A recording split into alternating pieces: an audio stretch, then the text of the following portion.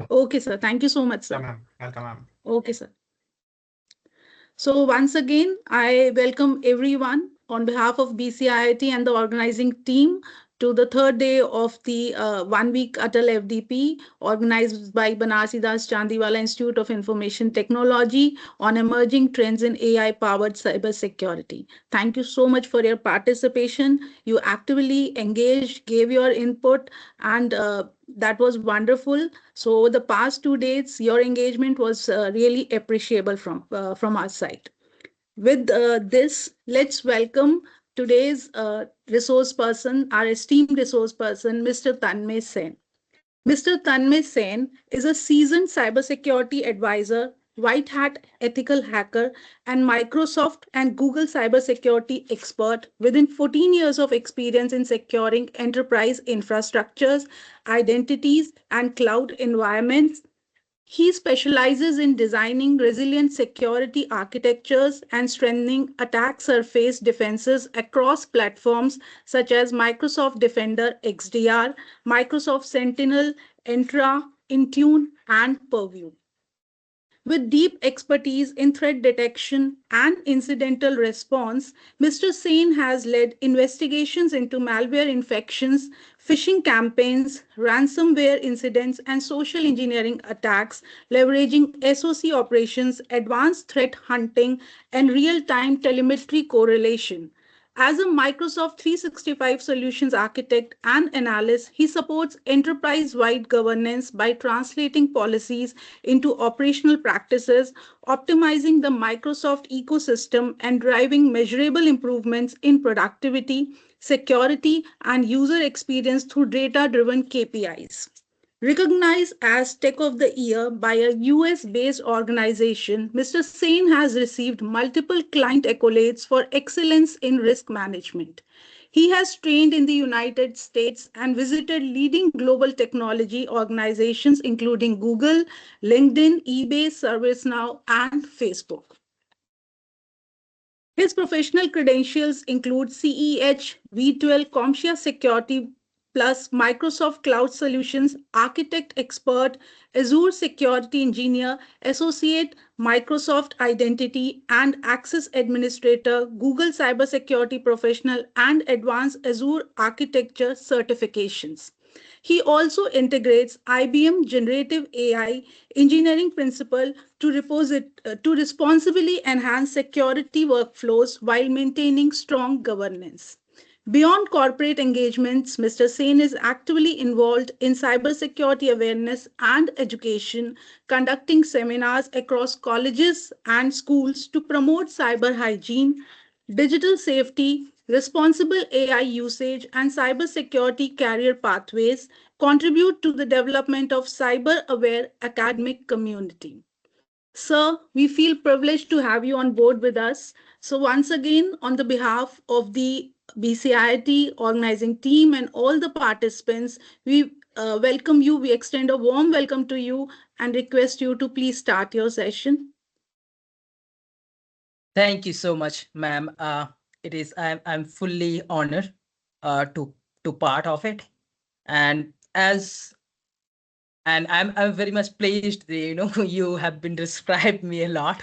So yes, I one thing that I can say, in these current situations to the world, uh, if we want to save ourselves into the digital work, if anyone says that here's Tanmay, if how we can save ourselves, my direct response is there is no way that currently we can save ourselves into the you know in the current situations over here out the technology scale wise, because of our 90%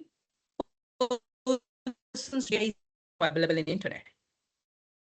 So before I start, I supposed to be change a mindset how technology is affecting ourselves and how we can change our mindset about technology.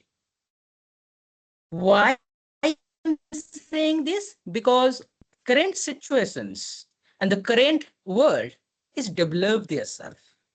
So first of all, before I go to deep dive on the specific topics that I have, I just want to take a moment to change your mindset about the technology with a simple example. So, ma'am, if you could, help me with that, that would be much appreciated. And now, as an example, I need here everyone's participants as well.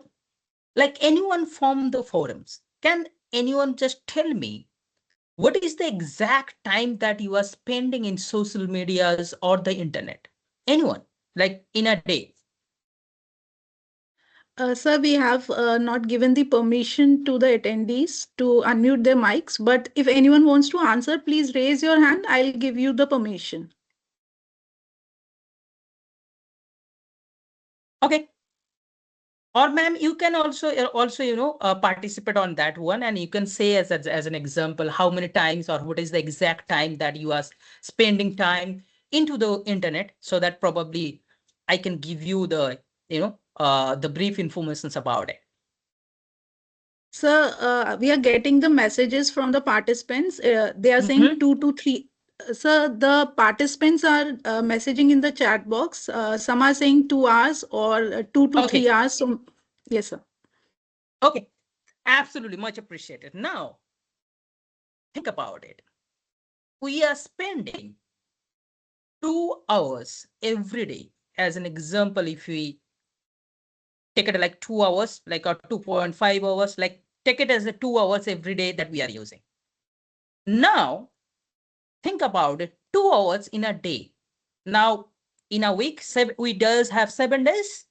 So 2 hours into 7, 14 hours in a week.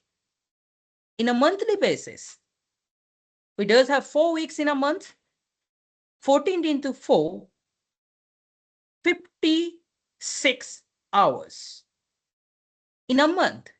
Now, if we think about in a yearly perspective, that 56 in a month into 12. So if we calculate, we are spending our time into the internet almost in a year, 672 hours. So if we divide it in 24 hours, then almost 28 days. So it means our 1 year is completing in within 11 months. Why? Because almost 1 month we are spending in social media. In social media or internet, whatever we are tracking, whatever we are searching, actually the behind the technology is utilizing your data to analyze to a human behavior. Also, it's using your methods, your searching quality to develop the technologies. And now, as an example, think about how the technology is actually planning it. Who are using the device? Who is buying the device to using the internet? We are spending money. It's our money. Now we are spending our almost 1 month in every year to the other platforms to earn themselves. We are, might be like 20% or probably below 10% we are receiving few of the informations, but 90% actually we are spending time, we are spending our money into buying devices, we are buying the internet, we also buying the all the recommendations that it's needed to access the internet. It's our investment, and we are only using their platform to get some informations, and they are earning the money. So now think about it, how technology is using us to develop their technologies, also on the research part as well, because we are the research, which are the just end users. They are utilizing our activities for their research and develop their system to make the system more smart. So this is the before I started, because why I'm saying this, because we have to understand where actually we are falling down. Actually, we the technologies does have the institute, lots of institute into the world you can find out. They can show you, they can help you how you can utilize that particular technology. But there is no institute into the world. They will make you understand when you are going to use which technology as per your requirement. Because there is, why they are not make people aware, if they could clear these things, how they can earn it. So this is a mindset before I started, so that you can change your mindset in a later on, think about it, and then we can focus. So thank you so much. Let me share my screen with you guys, and then I will show you the, the first topic that we have today. Give me 1 second.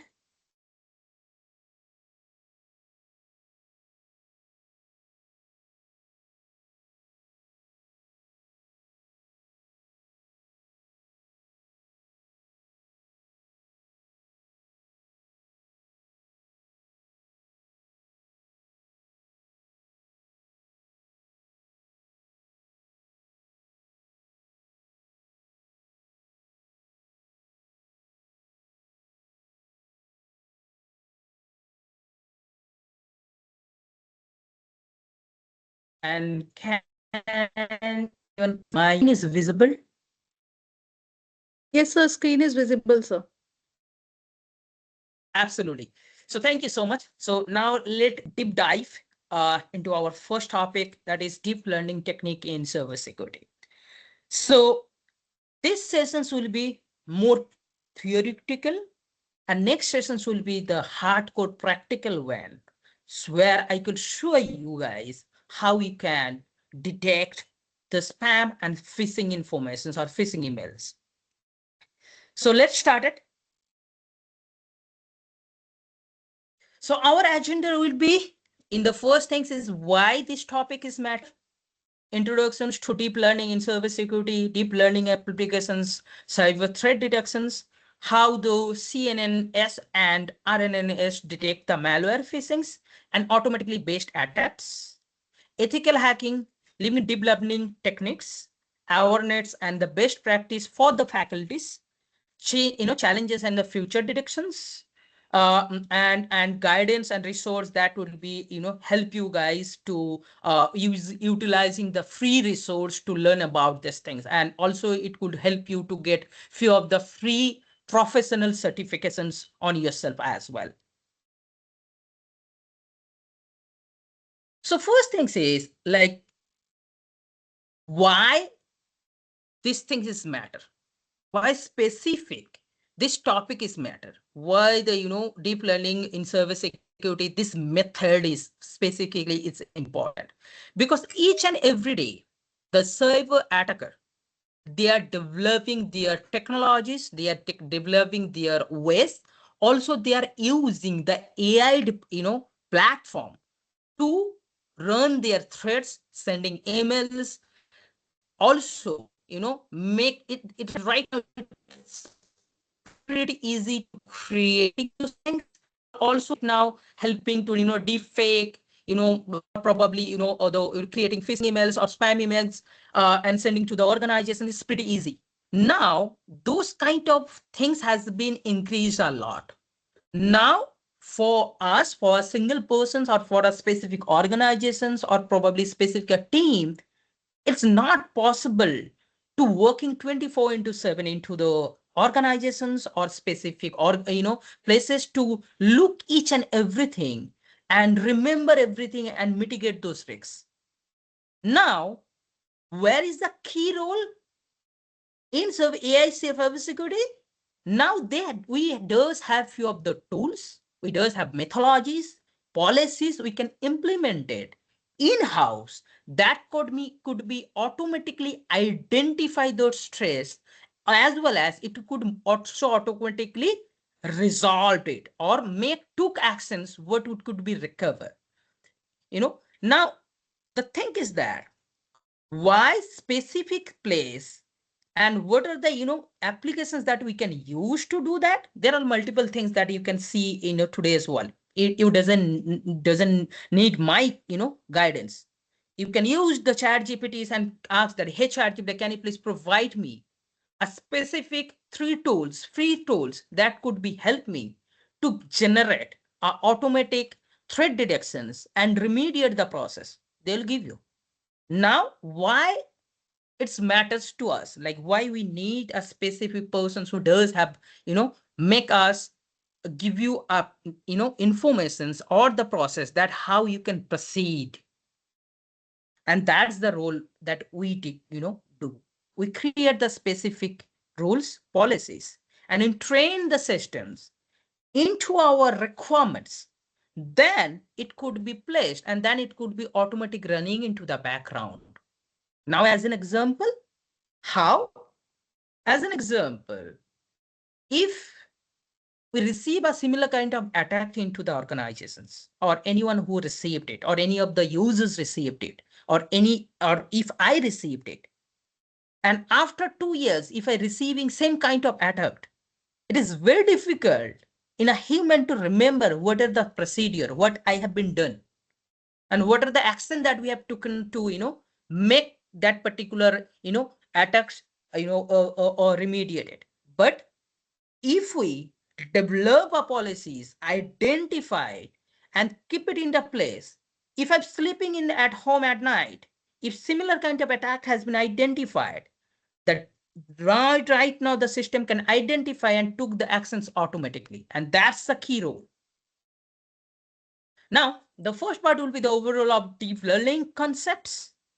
It's as it's a multi-layer network. Deep learning uses network with multiple layers, learning complex data pattern effectively, and pattern recognition. As I said, you know, it's the network will enable machines and systems identify the patterns in a future with a large data set places. So that's I said that it will remember the procedures and policies and accordingly took actions one by one, and that matters. And that is the reason it's so much important right now into the world. Now, AI in cybersecurity, it's applying deep learning, crucials, enthusing security, detecting cyber threats using AI. Now, there are three key roles over here. How the it could identify the threat detections. How it could be?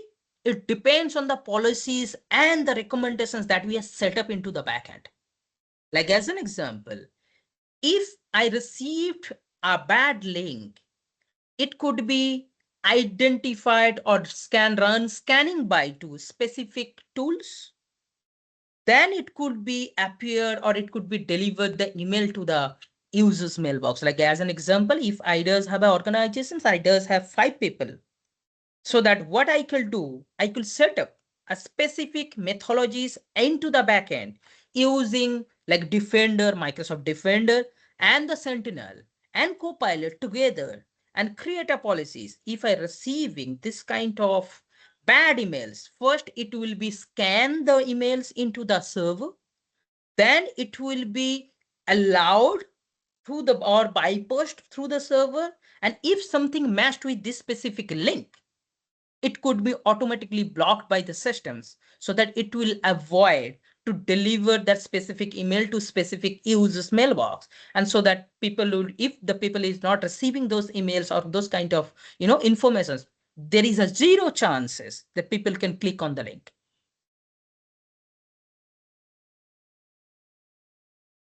Now, relevant of deep learning of ethical hackers and faculties. So deep learning techniques, it's needed for the testing.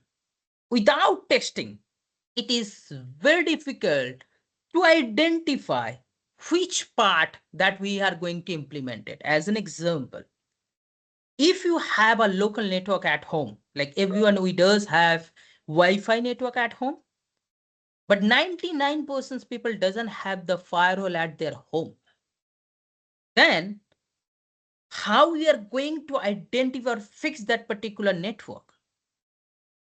There is no one, because if if anyone says that, hey, do we really need the firewall at home because we need to take a service from the firewall, it will be cost effective. Now, in this kind of situation, how we can test it?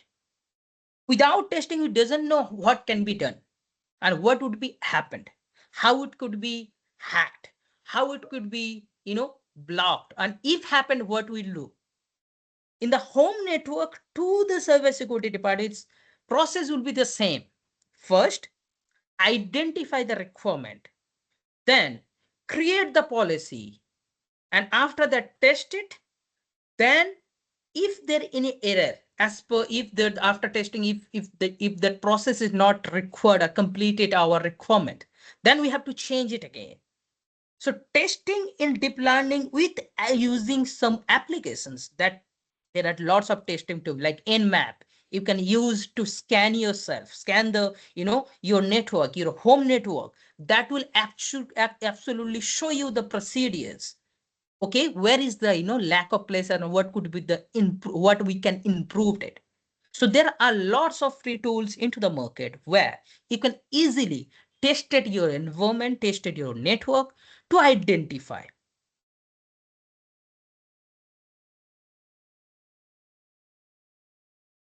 Now, the the most of the places why it's absolutely bang on to the, technique, the AI techniques right now, because of the, most of the things people are using the malware threats. It could be, it has been day by day, the hacker also changing their mind, how they are developing those things. They are using the human psychologies. Like as an example, how our end users could be trapped in our, email, how it could be more original, people can accept it, or people can easily identify that particular place or that particular email.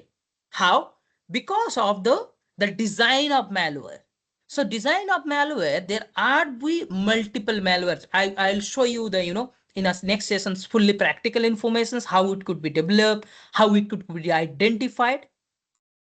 That will be, in a next session that I'll show you. But over here, it could be give you overall informations, the pattern analysis of data traffic, how it could be identified, its natural network analyze, complex the pattern data traffic, identify the suspicious, victims and the malware and facings. And email threat detection, this is the most easiest way, to get the informations. So basically, it could be a way that we can improve our approach. Also, it is easy to identify, to develop the, threat detection policies, and as well as method people are using. So if we using the deep learning concept, and if we train the system on that way, that okay, this is the place that how we are going to implement these things, or how we are going to approach these threat detections. And most importantly, we have to change our behavior, and we have to develop and test it regular basisly to design or train that specific system that we are deserving or that we are developing in house. Now, so sorry, learning, network behavior is basically is a developing model that could actually analyze your network patterns, and it will establish between, suspicious activities effectively. Also, could be automatic detections. The system will identify unusual activities or automations, including the potential security breaches or the, institutions. Productivity defense enable, it will enable the early detections, the system support, and productive defense prevent and minimize the damage of from the attacks. Now, how we are going to, see the what it could be a damage. Damage could not be identified easily. It's depend on how the malware has been designed and what their target is. Like as an example, if I'm a hacker and if I'm going to drive a specific information or created a malware that's only take your, specific informations from your device. Now, how it's going to affect? It's only collecting the data. It's then specific that time, you are not, it will not help you to identify what would be the damage. Damage will be identified in later on, because those informations can be used against us to run another attack on you. And that time it could be the effect and the damage will be a biggest one.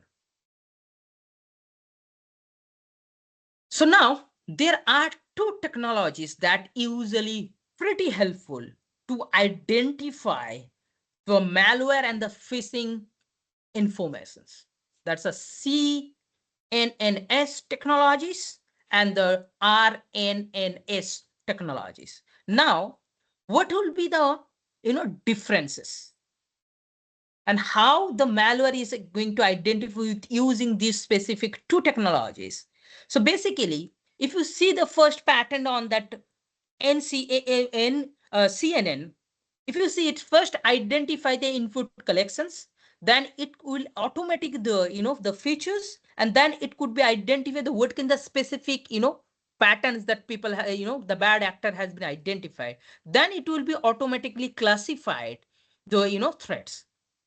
Now if you see the another technology, the another one, RNN, it's basically, it's also in the same into the input section, it will be same, but that second step, they actually identify the pattern in the second place.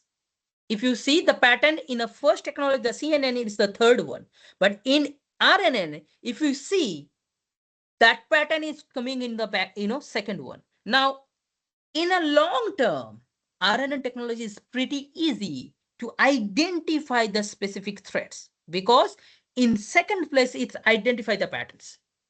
So actually, what is the basic differences? The basic differences in CNN and RNN technologies. Basically, it's taking time. The time is, important, how it has been identified. And if you see how the specific, the strength of CNN and RNN, so basically in malware places, CNN does have a strength. It detects virtually static patterns, malware image and signatures. In same as in RNN, it's detect the behaviors, how the malware is infected, how the the specific malware is running into the systems. In the spacing places, CNN's strength is extra text, URL special features. So basically, they identify the what kind of text that has been used. So what they are identified the global based informations or the key text, or probably you can say best bet on the specific things or a word that has been happening using multiple times in a phishing emails, or specific generate a multiple or that we call like simulated phishing that we are running into the organizers to make end user to aware that hey, it could be a way, and this is a phishing email, that exercise that you run into the into the organizations, so that people will aware. So what does mean it? We in the organization based, we create a fake type of simulated phishings where we send it in our organizations to all the users that hey, you know once it was delivered to the end users, there would be a bad link, that's a fake link over there. And we are trying to evaluate how many people are actually reporting these particular emails to us, and how many people are got failed to identify it. So once they click on that particular simulated phishing link, they can get an information that hey, this is either simulated phishing things that we have been generated to identify or educated to our end users, and you have been clicked so that you failed. So in the same place, what we do, once the people failed, we are using the same technologies. We are using a technology where once a people fail, it's automatically assigned a small courses to that particular place for particular persons, and that particular persons need to be follow and complete that particular courses, so that they will next time whenever we are doing that particular simulated phishings, they will aware and they will understood okay, those are the things that could be easiest way to identify.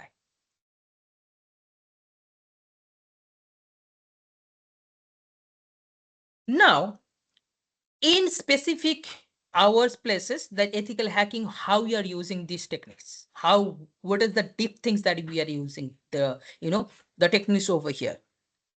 The automated vulnerability scanning using the machine learning. So how we are going to automate it? We are, as we know that it's supposed to be took some tools to, or to run the automated scanning. Like right now you can use like Defender. That's a easiest way to identify, and it could be using to the all the serve, not only only the specific emails. It could be your full environment. So how we are doing it? We have to make the systems aware that, hey, whenever any kind of data or information is coming to the organization, first it's supposed to be go through two major layer. First, it's come to a server, then Defender will scan the data and then accordingly took the actions, and then if it's safe, then it will be delivered to the user's mailbox or allowed to the users to open it. Now we also using the machine learning to identify, to run the security weakness, minimize the false positive. So what does mean positive or the false, or true positive? So what is the false positive? If we have our in-house information, or if we know that we are running as in-house activities, and if a person has been logged in from a different network, like as an example, right now in a office network, and I'm going to flying to a different country, and that time I am network and logged into the systems. Now, how the system is going to identify this activities is false positive or true positive? False positives, it means it's expected behavior.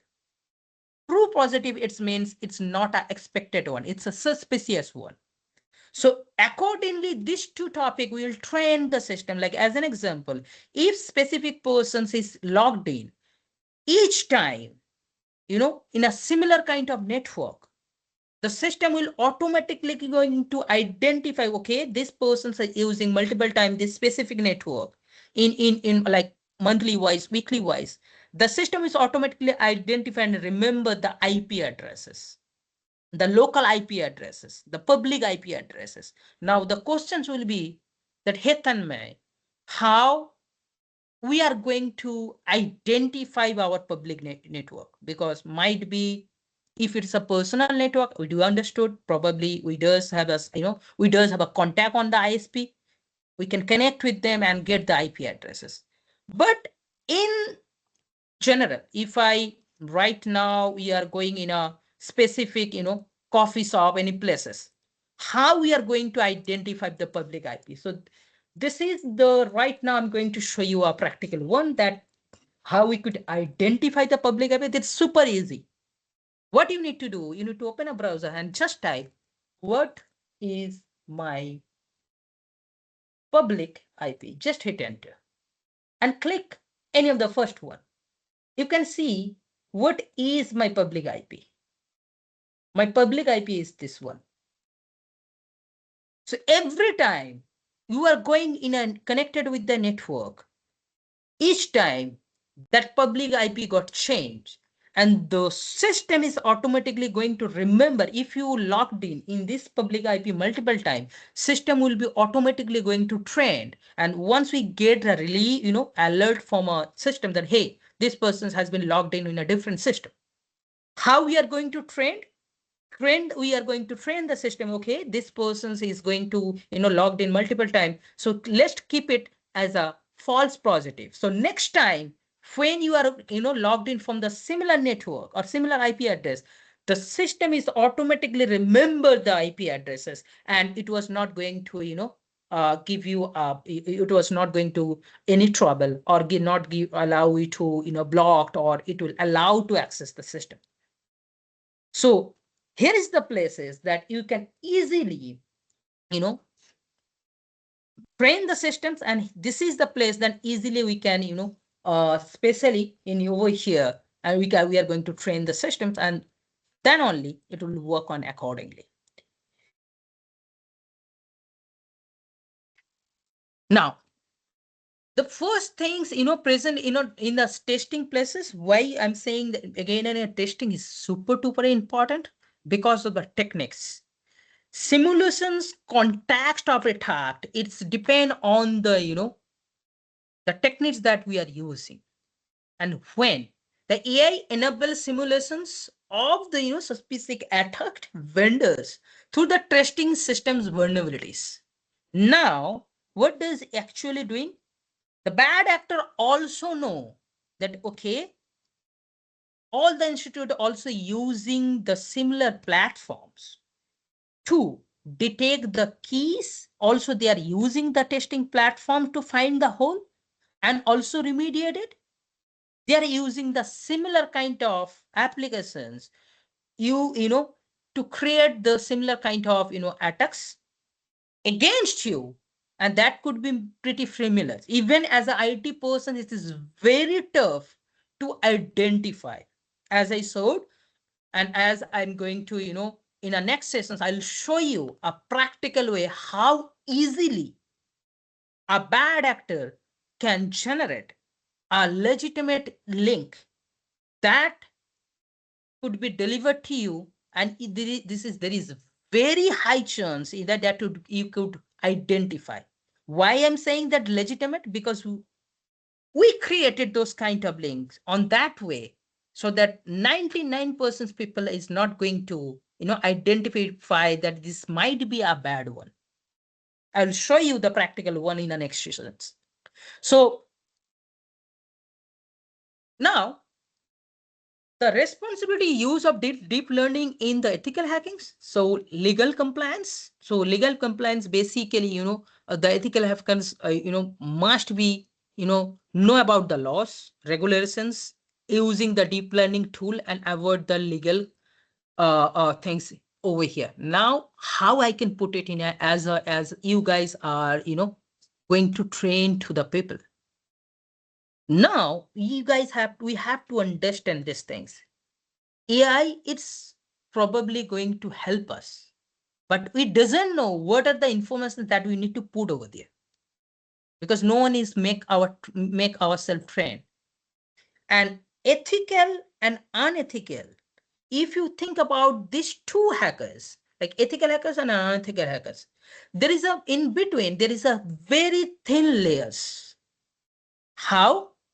Because we have to make people aware that without taking permissions, without taking proper permissions, and if we are doing some activities for the learning purpose or testing purpose, that could be an offense of law. And after, after taking the all permissions, and then we are going to do the testing, it's all good, because we does have a proper authorizations. Why I'm saying this? Because whenever you are going to train any, students, make people aware that, okay, you are using the techniques, you are using the free tools, but make sure before you performing, you took a proper justifications and the, authorizations to that particular place before you, implemented or deploy that specific tool. That's, needed. That without that one, it could be, I could go to jail, or anyone who are, places. We have to understand and we have to know about it, how we are going to process it. So for that one, we need a strategical team in house. Or when you are going to train anyone, make sure you clear or create a policies over there where everyone will be aware that, okay, before I perform anything, I should have a proper information and justifications and the permissions in our hand before, run that particular test. Now, what will be the best practices? So best practices will be, data breach risk. Now, how it could be data breach? There will be a multiple ways. Not only, the phishing things, or probably using AI. There could be anywhere we are going to, that we could public. Like as an example, I'm working in an organization. I like similar organizations that you are working, and you are just put it in your iCard, you know, and you can see their build over there, and you took a, screenshot and put it in any kind of specific, or social platform, or probably like WhatsApp status, or probably Instagram status. Like, what would be the, most consequences, or what will be the risks? Those are the small thing. But to identify, or to, make your informations, it doesn't need an actual, the, any kind of technologies. It doesn't need it, doesn't need a ethical hacker to, to find the informations. Why? Because at the example I said, you click a picture with using your iCard and post it in a social media, like as in Facebook or Instagram. You doesn't need the bad actor doesn't need technologies to identify the information. Who are you? Where you are working? Because on that way, we just find out your post, just zoom it out and see the tag. In the tag, I can easily find out which organization that you are working, and I can easily find out the organization address and go to on that particular place, or go to that specific institute. Standing over the tree, within 2 to 3 days, I can easily identify it. So data breach is not only about the vulnerabilities, or probably specific sensitive informations, or students or staff, anyone. It could be breached from anywhere, in any kind of bad, specific, smallest access that you have been done. It could be identified. Doesn't matter that it's only, the students who it could be helped. It's depends on our activities. So from now, I will make people aware, then make sure whenever you are planning something, before post it in any place or places, like in any devices, make sure you have to identify the places, and you have to think about it. If I posted any particular places, what would be, is that particular information can be used against me? The answer is yes. So it could be left from anywhere. So now, how the technologies or AI technology is going to help you out for this? You can train your specific systems or your students that, hey, don't think about a deep one, that okay, your account can be hacked, or your account can be compromised, and then only you will be affected. It's not. Each and everyone's actions can be affected or launch a specific attack. And most, the ransomware attack will be the biggest one. It's need a proper, team to identify it, and that's the biggest one. And if I give you an example, on 31st of October 2023, no, 2023, yes, there is a ransomware attack in worldwide. It's running from Holland. What it did, it's actually targeted the all, you know countries government data, and they encrypted, and after that they released, asking money. And then after that they are saying, hey, now government is not going to, identify and tell that people that, okay, my information side or my system got, lacked, or it has been compromised. They are not going to create this, and they will play in a different way.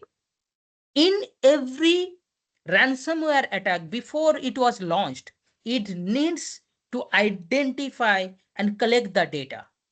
And how they are collecting the data? Using our social media platforms and the websites or our activities to collect those informations to the system. And then they identify the hole and they launch the attack. Now, how you can easiest way to train the students or make people aware? The best easiest way to run a phishing campaign to target people into your organizations, so that they will used to it. And after if you start today, like every quarterly, if you launch a specific campaign for the in-house, people are start receiving, and then day by day they will get a different way to identify it. Like as an example, in a first phishing campaign, you just created a phishing scam, like any kind of link or pipe of I can show you what kind of you can use it. I can show you a demo. Give me 1 second. So it will help you out that how a bad actor actually drafted this kind of emails.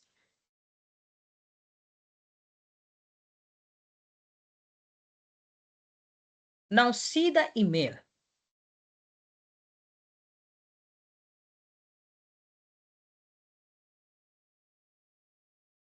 We can see it's look like it's coming from one of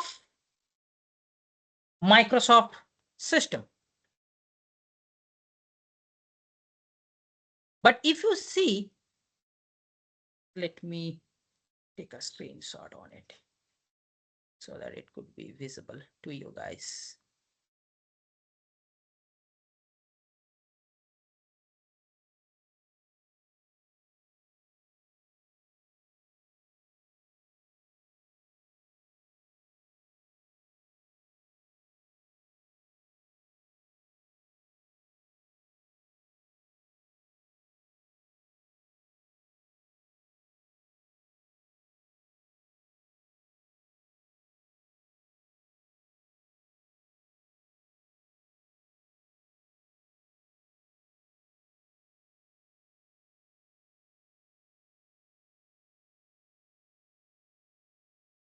Just give me 1 second. I'm just, make some changes.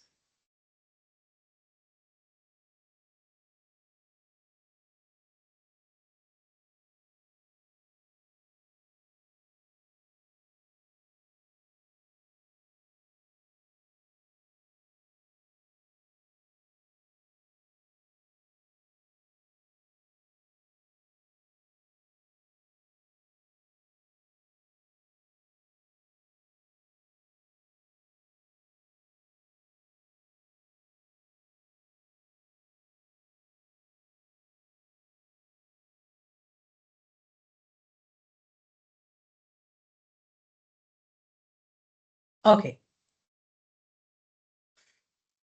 Now, just see the example. If you see, it's look like the email is coming from Microsoft because it's showing the Office 365, and it's showing you that, hey, you received a message and view the message over here. And if you just look into the where it was has been coming from, if you see, it's showing the IT help desk, blah, blah, blah.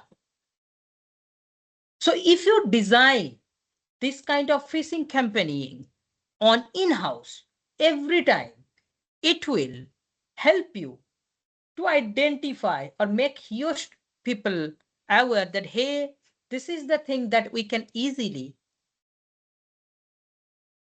identify and it will help you out.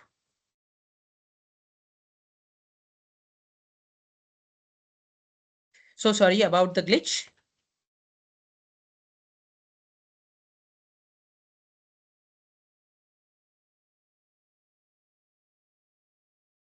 So it will help you out how you are going to, make people aware. So awareness, it's important. You can run a phishing campaign in your house, in-house, and then it could be help you out. It could be help you out to identify, make people aware. You can use the similar technologies. You can use, it could be developed on your side. It doesn't matter if for this you don't need a specific, high, the bigger technology has bigger subscription to do it. You can design on yourself. You can use, there are lots of few tools into the market. You can use it, and then you can took the subscription, and then you can easily run it. for the awareness program. Also, it could be help you to identify to the module curriculum. The AI and the deep learning skill, can be help you to module or created students for the advanced threat detections and defense techniques. Also, modern security challenges will be address address current service security threat using intelligent systems, adaptive learning tool and models, skill development for the students. Students can give relevant skill to track down security challenges and have notes, learning and keep learning the modules. Now, this is the one of the biggest things, the challenges. The challenges is huge. Why? Because the bad actor, they are upgrading their shell each and every second.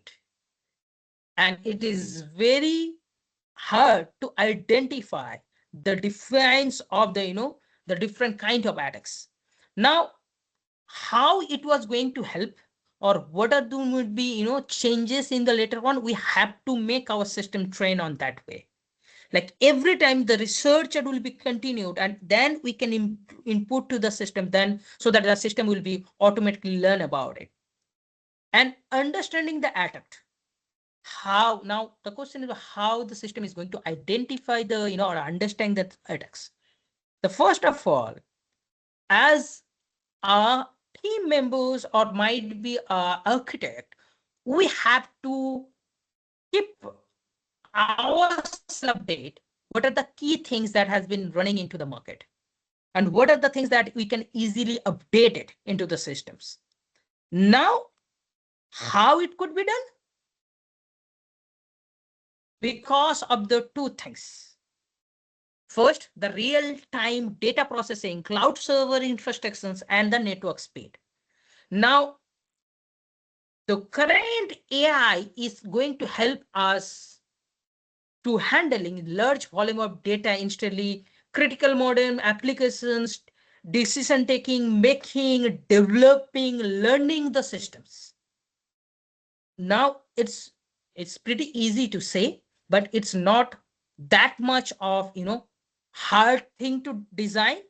It could be easily designed to the systems because of to our side how we are going to identify, how we are train ourselves, how we are going to train our systems to make this aware, or make the system aware, people aware that okay, this is the information that we can easily train out, and we can identify it. Also, it's the easiest way to get the informations, to train the systems, make ourselves to registered to a specific places where we can get a new updates easily, like NIST. You can go NIST website and put your email account over there and just subscribe the news article only. So how it was going to help you out? Whenever NIST change the process policies in globally, it's good going to identify and proper informations, and it could be train yourself and make you aware that hey, this is the trending going on.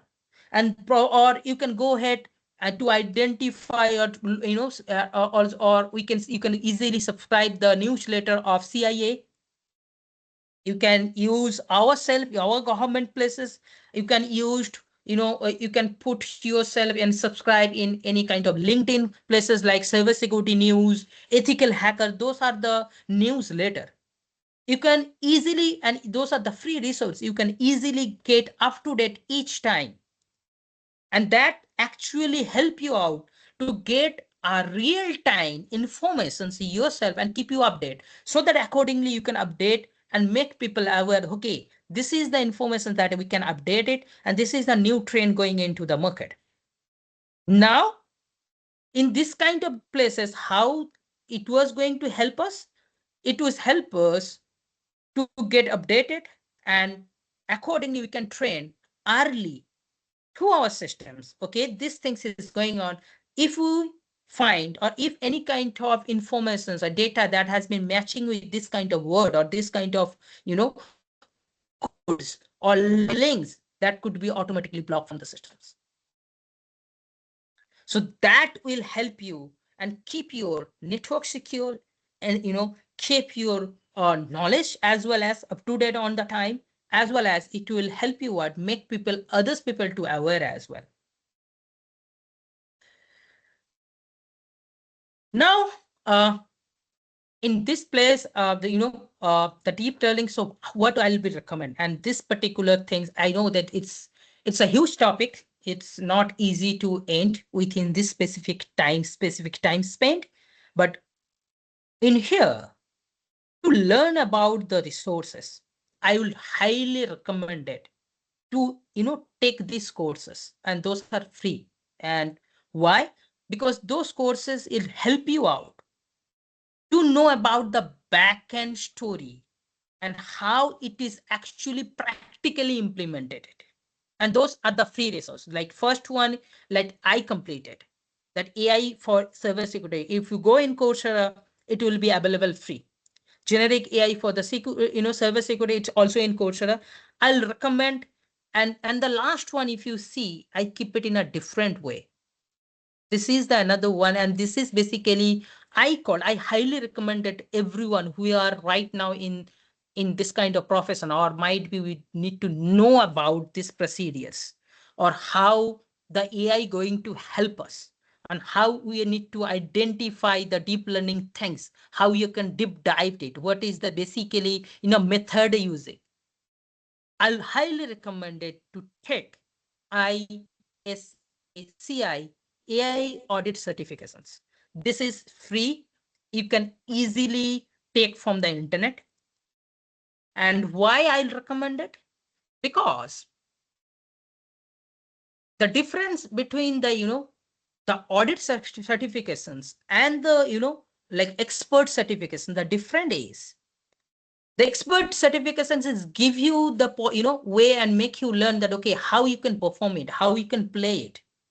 But those auditors who actually identify the key holes, where is the lack, and or might be how IT persons think and what are the key places that IT persons can avoid. So audit are actually focusing on that particular place. So if you know about the holes, or if you know about the the glitch that usually the organizations made, or probably end users or the IT department actually making the systems upgraded, so that it will change your mindset and it will help you to identify the what is the exact information that you can develop to in-house to make people aware. So this is and this is the two tools that I'll recommend, because that will help you to deep learning frameworks. uh, the Python is always it's everyone know about it. The first one, the TensorFlow, it's very highly effective. It's have to help you out to deep learning model and development. It will help you to deployment as well, and also it will help you to security database to provide the valuable data training and testing your machine learning models as well, hand-on experience on that particular places as well, and also building learning a roadmap for the faculties and students. And first of all,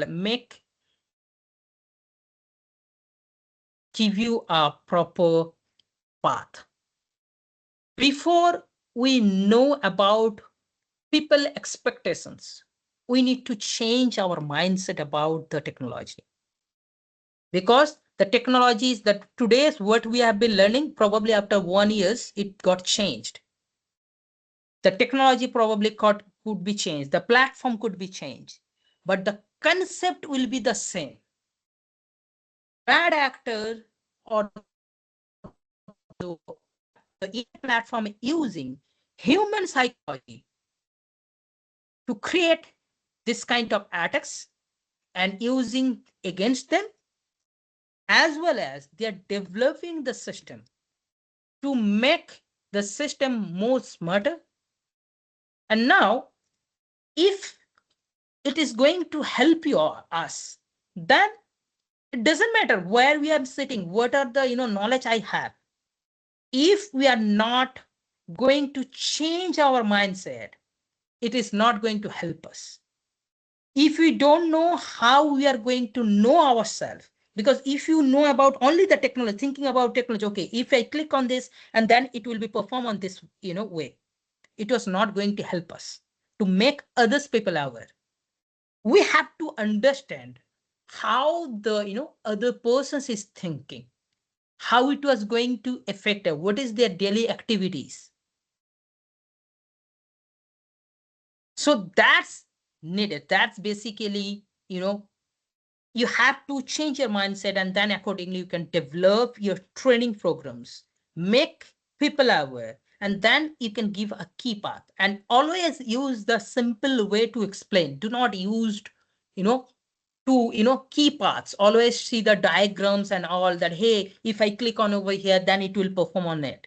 Use the easiest mindset and easiest method to create the roadmap.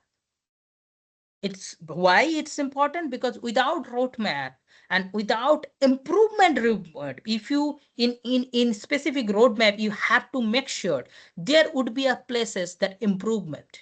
That means why? Because whatever that you are learned today and provide the informations and make others people to aware, it could be changed after 6 months, because that particular methodologies could be stopped using by the bad actors, as people are know about this kind of things. Okay, if I send this message, people can easily identify it. They can identify the phishing link, blah blah blah. Then that they will stop using that particular methodology. So that is the reason the roadmap, the development path is exact needed, and we have to change our mindset and the procedure and process on that particular place regular basis, and then accordingly we can make plans for the skill development and goals and all.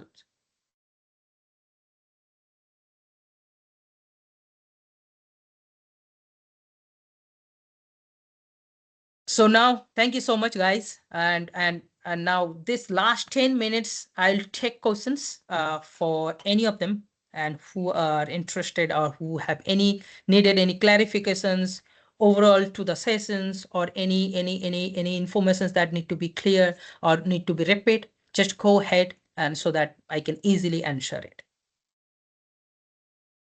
Thank you so much, sir. That was a wonderful session and very intuitive and very knowledgeable. And this is a question answer time. I request the participants to please raise your hands. I'll allow you the mic permission. So before anyone ask a query, there is a query in the chat box of Dr. Manvi. She wants to know again about ISACA certification that you discussed. So she just wanted to know a few more things about that. If you can re-explain that.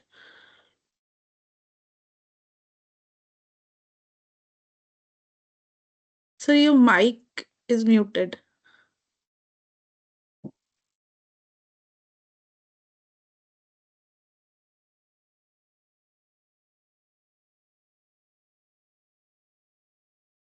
Okay, so basically this is a certification usually who take these things, usually for the auditors.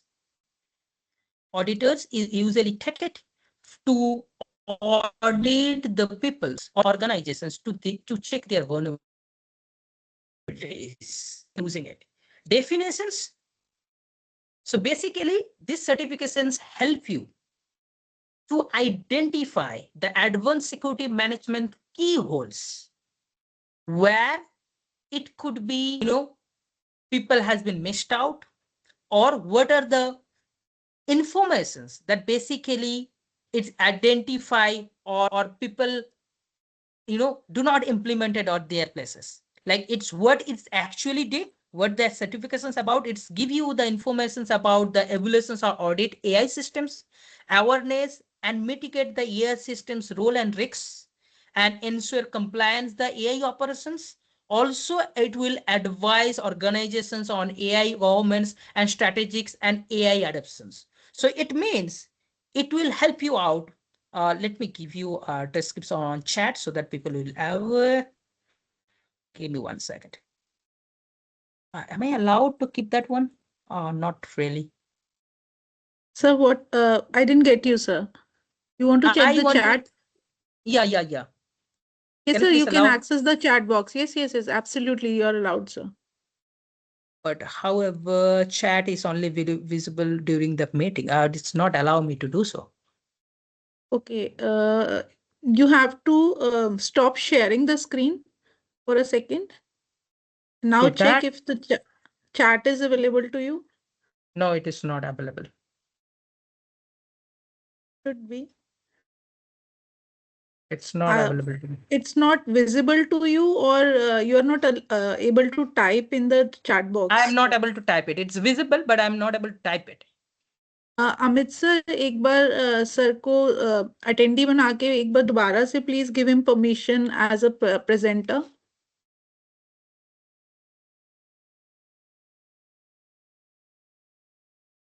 Okay, let me try, sir. Mhm. Let me try, ma'am. I'll just try out once. Okay, sure, ma'am.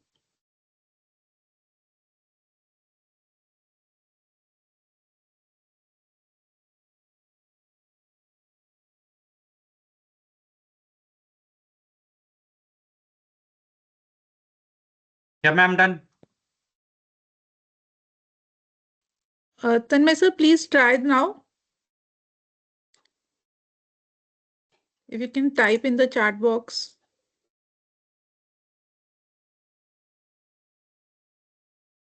No, it's not allowing me. Uh, you Anyway, wanted to. Okay.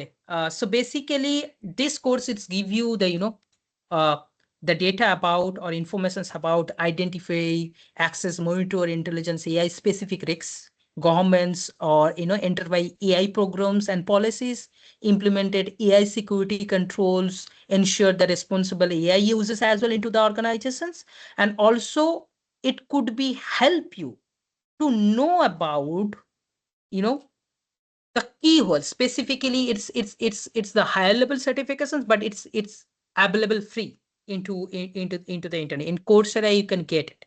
So now, why I'm saying to you it's very important why we should take, because if we don't need about know about the how the people think, how the systems has been designed, what are the differences between our expertise and auditors. Expertise actually get the certification and knowledges about how you are going to utilizing the systems and how you can configure it, how you can troubleshoot. But the auditor, their focus on the technology's keyhole where it has been lacked at. What are the things that can be, that cannot be implemented into the organization? What are the things that I missed? Like as an example, if I give you a, easiest example, like I'm the persons who actually, uh, created a specific applications for the you collecting data from the users. So now, what my role as an IT trainer or probably IT persons, what will be my role? I have been develop applications and create a logic. If someone has been click on this and then click the submit button, that it will collected the data. That's my role. But if you're thinking about the auditor perspective, he came to you, your organizations and identify what are the key things that you have been meshed to design these particular applications.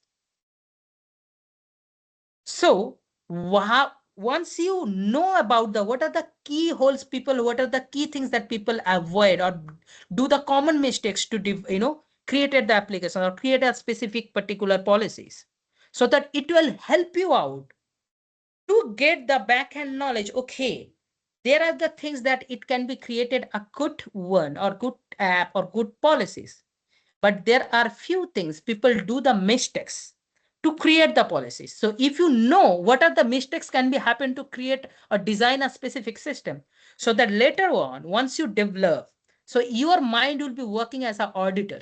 Okay, I designed, then What are the key things that have been missed? Let's check it in myself. Once you check it, then you can see all the keyholes, and then it will help you out to, make that particular platform make more secure, or to avoid any legal consequences. That makes sense?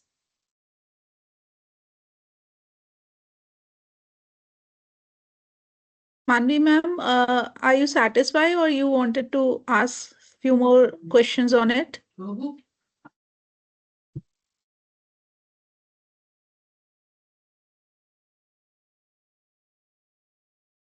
So there's one more question in the chat box. Miss Khyati wants to know that zero-day attack and behavior anomaly detection techniques, how good are these topics for research purposes Yeah, in yes, current scenario? absolutely. Absolutely. It is. I'm glad that you have bring this particular things into the, platform. It is a very easiest way and easiest and hot topic worldwide to research on it. Because why? And why I'm telling you why it was a strong key and research topic. First of all, it's highly critical threat. People, they exploit the flow unknown from the vendors or the living organizations and defense as well. And secondly, these actors, including the national, it has been, it's used of the zero day attacks. It's not only specific as single persons, like it's not identified, they are not identified the victim, specific persons. They are identify a big organizations or countries. So it is a very hot and a very good topic for the research for sure. 200% I can guarantee you. And actually, let me tell you, ma'am, this method using by bigger, the attacker as well. They're using, this is the one of the common methodologies they're using, and it is very, very difficult to detect. The most important thing and exciting thing for the research, why this is very much difficult to detect, frankly speaking, because right now we have been developed the MFA. Now zero day attack has been developed how to bypass the MFA as well. Even they can clone your email address, display name, and your network as well without having any knowledge. So ma'am, it is very, very good. If you want to do the research on it, please do so. This is very highly effective and interesting topic to research on it. Absolutely. Okay. I received Next. another question. Is there is affordably alternative CH certifications? Frankly speaking, ma'am, if you think about the alternative of CH certifications, there is no one. Frankly speaking, believe me, CH certification is the one of the most. I did it, and frankly speaking, ma'am, I'm also a self learner. I doesn't have anyone who can help us, to make these things or make this aware. I using the social media platforms, even the internet to learn about it. CH, the one of the basic certifications I will highly recommend it to know about the hacker's mind. So uh, if you think about that, what will be the alternative? I don't think there would be alternative for CH. It's better to take it. I know that probably 45, if I'm not wrong, 45,000 the certifications cost, if I'm not wrong, the current one. Can we have your contact details? Yes, ma'am. You can find me Tanmay Sen in Google. I can show you how you can find me. I think that would be a best way.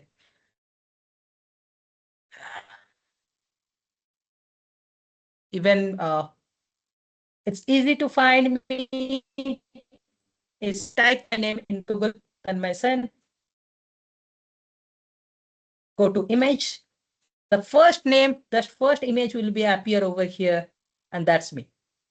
I think that's my professional LinkedIn profile. Anyone can connect, and if you have any questions, you can reach me out. No worries, and that will be the best way to connect with me.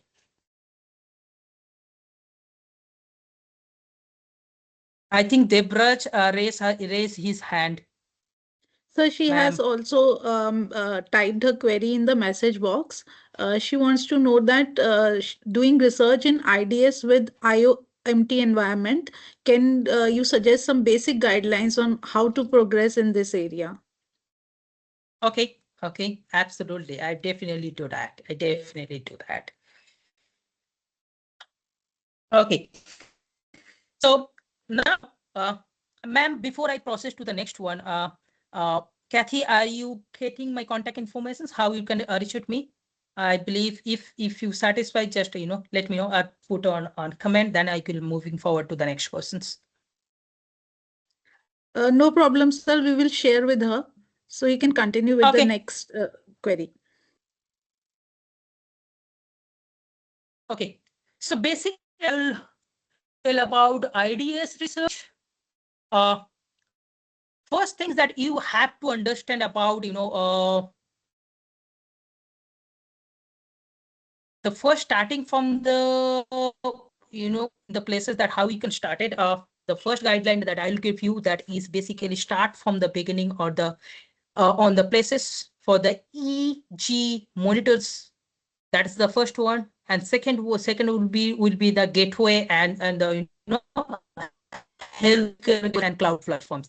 So I will recommend to first know about the starting with the cloud for platforms first, and then you can moving forward characteristic or considering plans like low powers or low CPU things, always on the communications, on those kind of places that you can start it from that beginning, because that will give you a strategically informations, and it will help you and give you the roadmap as well. Also, I could yes things, it's better first things, the 2 or 3 things that you can start it first, starting with the, also you can start it with the network traffic, device behaviors and logs, psychological data, as well as cloud access log, API devices, communications and patterns that you can start it. And you can choose the layer about network layer or cloud layers. There are the 3 layers you can choose for the starting from the beginning. That I could advise. Okay. There is another questions.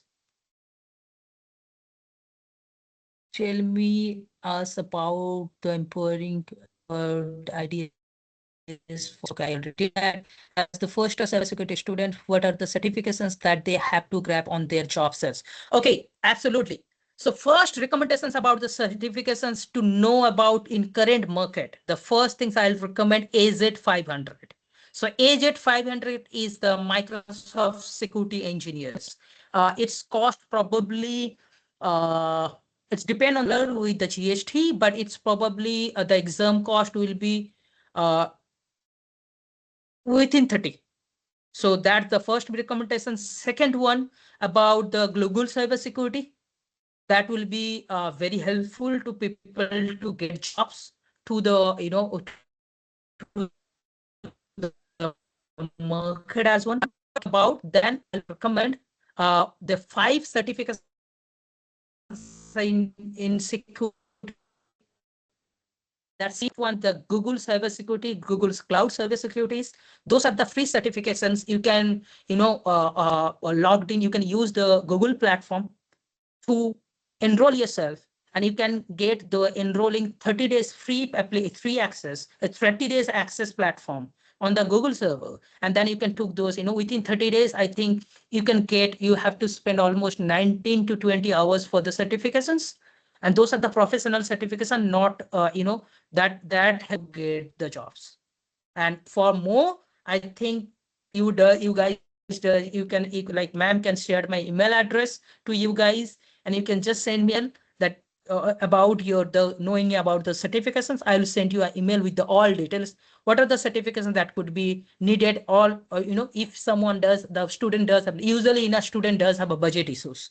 And initially, I was on a students. I also having the same issues. So that I'll recommend first the take those 5 certifications, the free one, then do 2 things. That AZ 500 that will give you the Microsoft Security Engineers tag for lifetime. The my email address will be that you can connect me with the with the my LinkedIn, or ma'am can you can collect the data my email address from there as well. My usually email address is tanmaysenaws@gmail.com. That's my personal email address. You can reach out me or send me an email. I will send you the details, whatever that would be the certification or what will be the as a student to start their journey in security.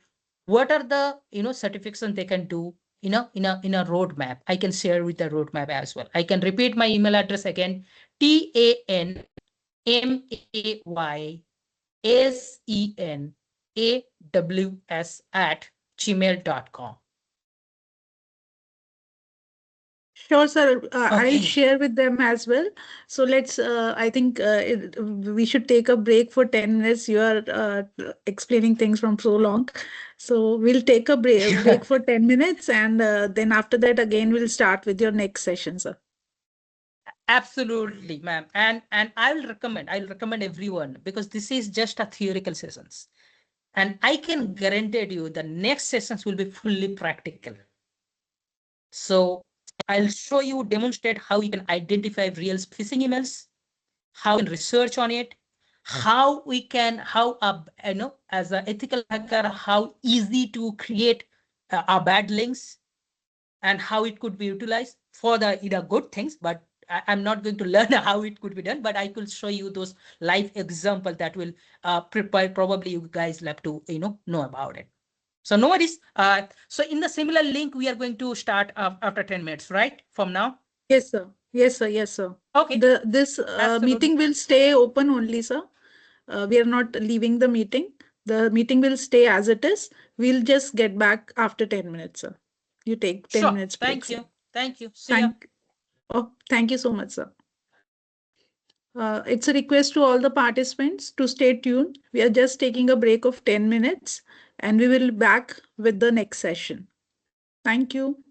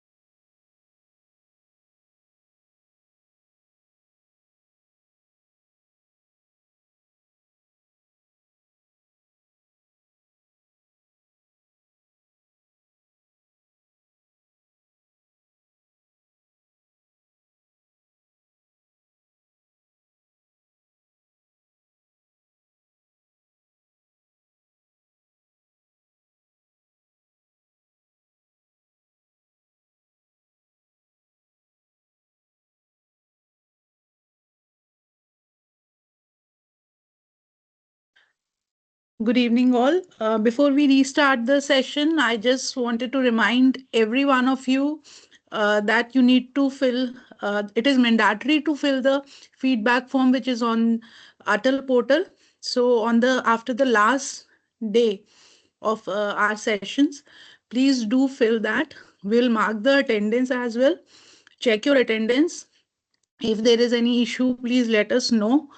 And without filling the feedback form and without your complete attendance, you will not get the permission to attempt the test, right? So please do complete all the formalities so that you can smoothly complete your test. Regarding test, the instructions we will share you soon.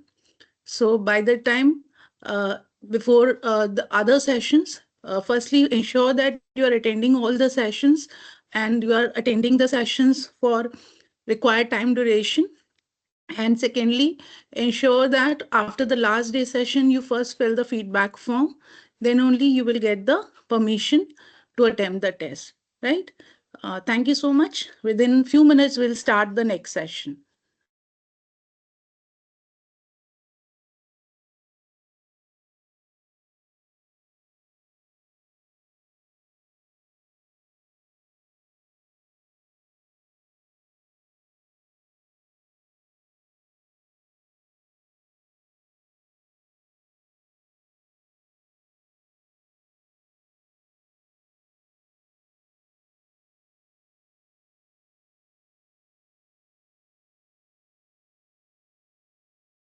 If anyone has a query regarding the FDP, they can raise their hands. I'll give you the mic permission.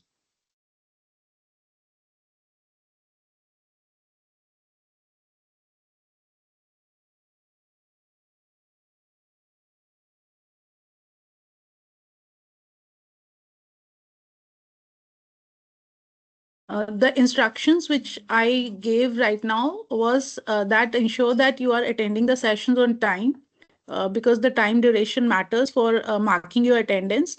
And secondly, after the last session, do fill the feedback form which is there on the Atal portal, because that is very mandatory. Then only you will get the chance or permission to attempt the test, because after attempting the test only you will get the certificate. And do ensure that your details are right in the profile, in the Atal profile where you have registered, because that only will be displayed on your certificate. So this is the basic suggestions I am giving you right now, and or you can say these are the instructions.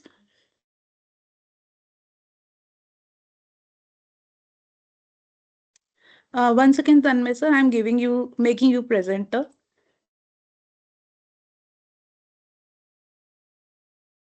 Please check if you got the mic permission. Yes, I received both of them. Even now, typing the chat sections is absolutely working fine. Okay, that's great, sir. Yep. So if you are okay with the break, then you can start the session, sir. No problem. Or you can have few more minutes, sir. Give No me two problem, minutes. sir. No problem, sir.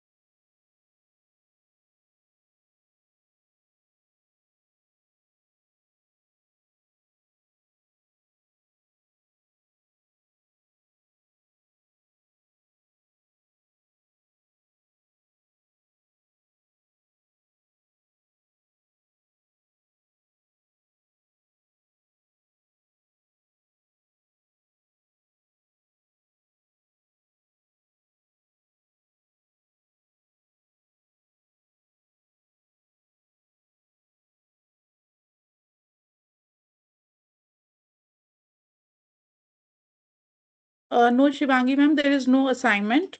And we will upload all the PPTs on the drive after the last session. So you will get all the content which you are expecting or requesting from the a resource person, we will ensure that everything is uploaded on the drive and you will be given the access to that location.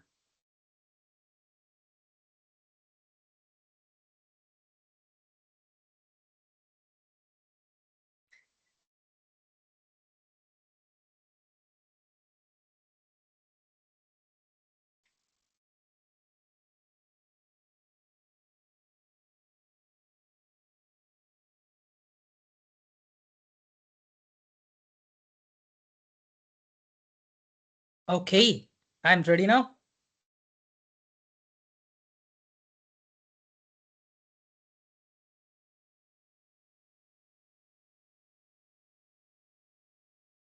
So with your permissions, can we start now?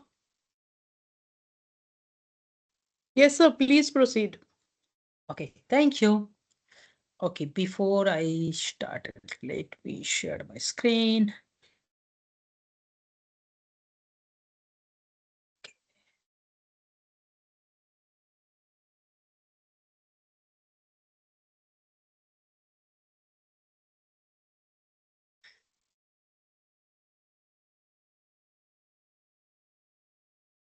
My screen is visible, right?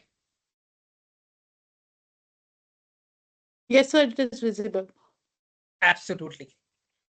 So now, these sessions is actually about a practical one, how we are going to identify, or what would be the deep learning procedures to identify the phishing and spam email.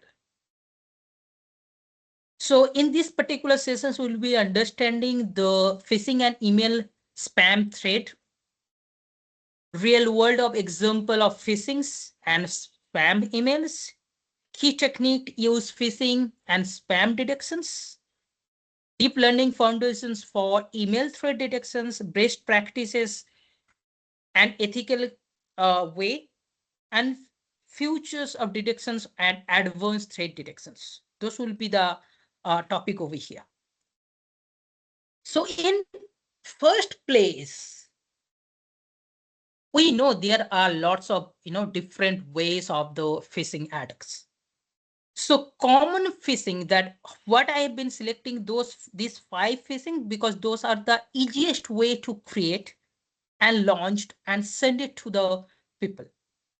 Now spear phishing, it's like right now even we are receiving spear phishing SMSs.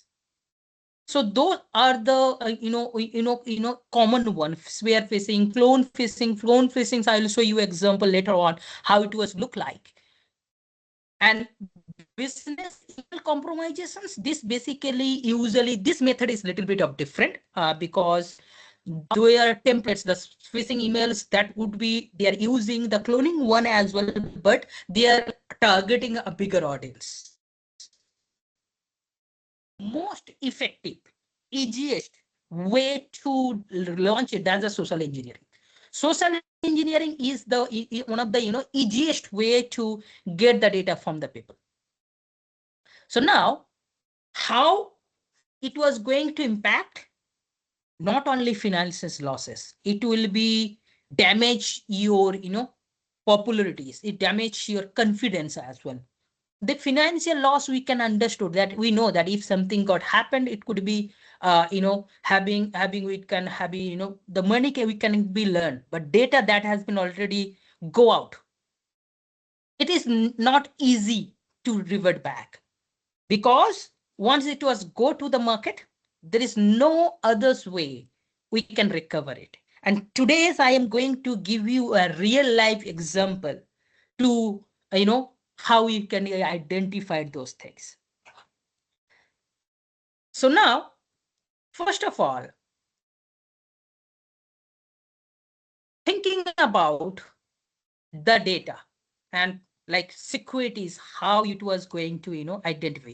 So now, ma'am, before I jump to the key places, I just want to make people aware there could two kind of people right now into the world right now who are there already information has been lacked into the market, and there could be another person that their information is not till now, available in a dark web. So before I jump into the, to the exact topic, I just make people to use the free resources to identify ourselves.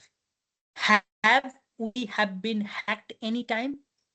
Like me, you, or any of the in this platform. I just want to show you how easily you can check yourself that if in anywhere your data or information got has been lacked or you are still secure. And if it has happened, where we can be identified. So anyone from the, from this forum, send me your email address on the chat.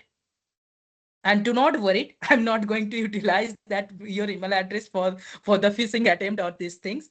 That I can ensure you. I just want 2 or 3 email addresses for the testing purpose and show you a real life example.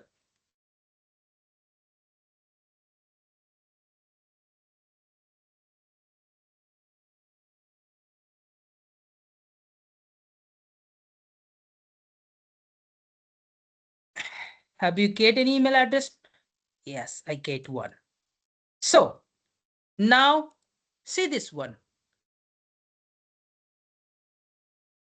There is an application, the website that called have been found.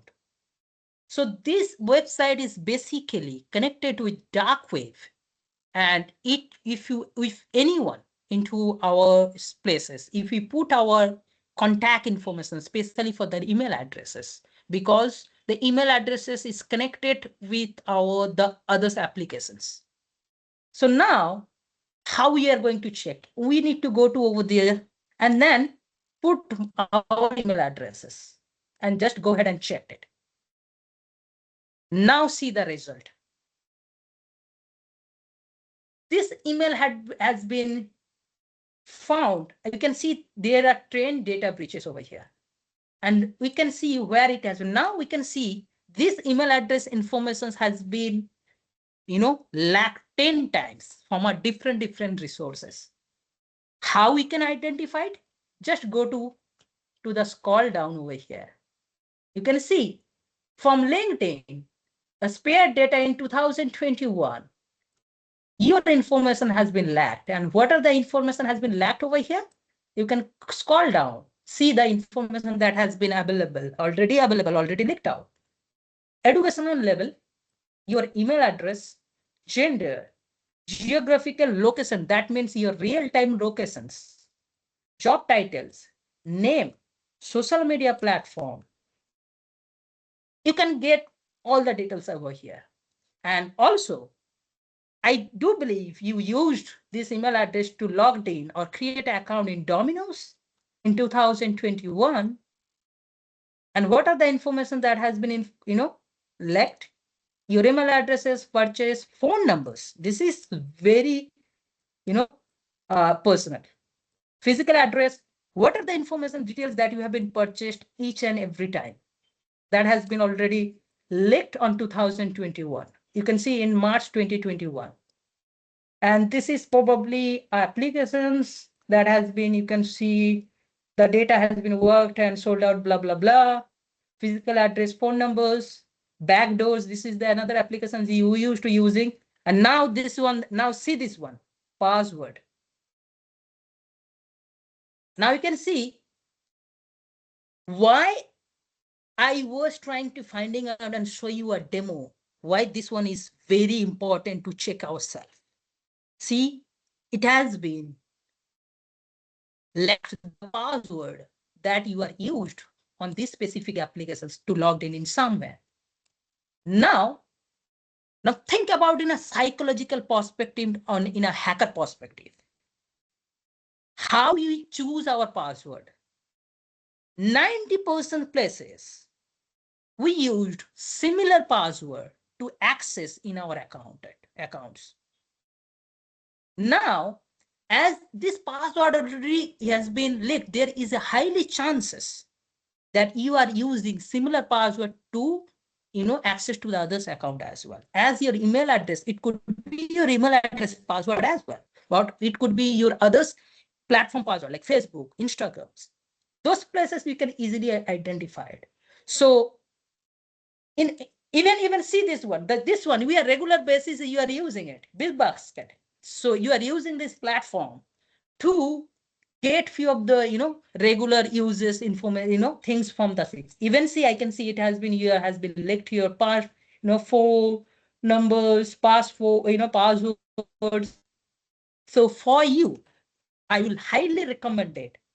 You should change your password as soon as possible and make sure you're supposed to be used minimum of 16 digit password, and make sure you have to remove your third party applications that has been already connected with your Gmail account, with this particular specific account. I will show you how you can could be removed it. And why I'm showing these things? Because it will give you exact informations what is going on and how it could be. We are going to make sure to make these changes in the later on, and we can save ourselves. And how a bad actor will actually using your informations to target yourself. Because now it will be clear for you guys how a spam email is coming to me, my email address, because it's already leaked, it's already available, and it has been already published, and it has been out, you can say, in available in dark web. And those data has been sold to the actors. So this is the place have I been found. You can go over there, each and every one, and you can also teach the all the students that, hey, if you are doing a research, or if you want to make sure that if you are safe or not, if you want to check it, go ahead and check yourself. And once you see the details, make sure you change the information immediately as soon as possible. So this is for everyone. Why I'm saying this? Because of this information using by the bad actor to launch the phishing email or sending the phishing email. Now I believe you guys does have the visibility how the bad actor get your informations from this kind of places. Your data already breached. That's how, and they collected those informations, and they are again and again doing it. Should I repeat the website for you guys? Or is that website is visible?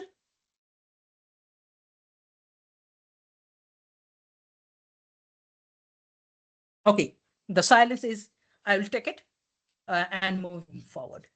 Okay, now I'm going to over here to identify and give you a real time places how we are going to identify it, how we are going to identify the phishing email. As an example, in places, how we are going to do these things, how we are going to identify the fake emails. The first methodology is I will easiest way that I'll show you. If you see the method, this is the one of the method, because people are right now using AI, but this information is almost sensitive. First things is, you can see it could be forwarded warning, or it could be, first of all you have to check the same body could be same. But first things, what you need to check that after at the rate of, that's we call domain, where the emails can coming from.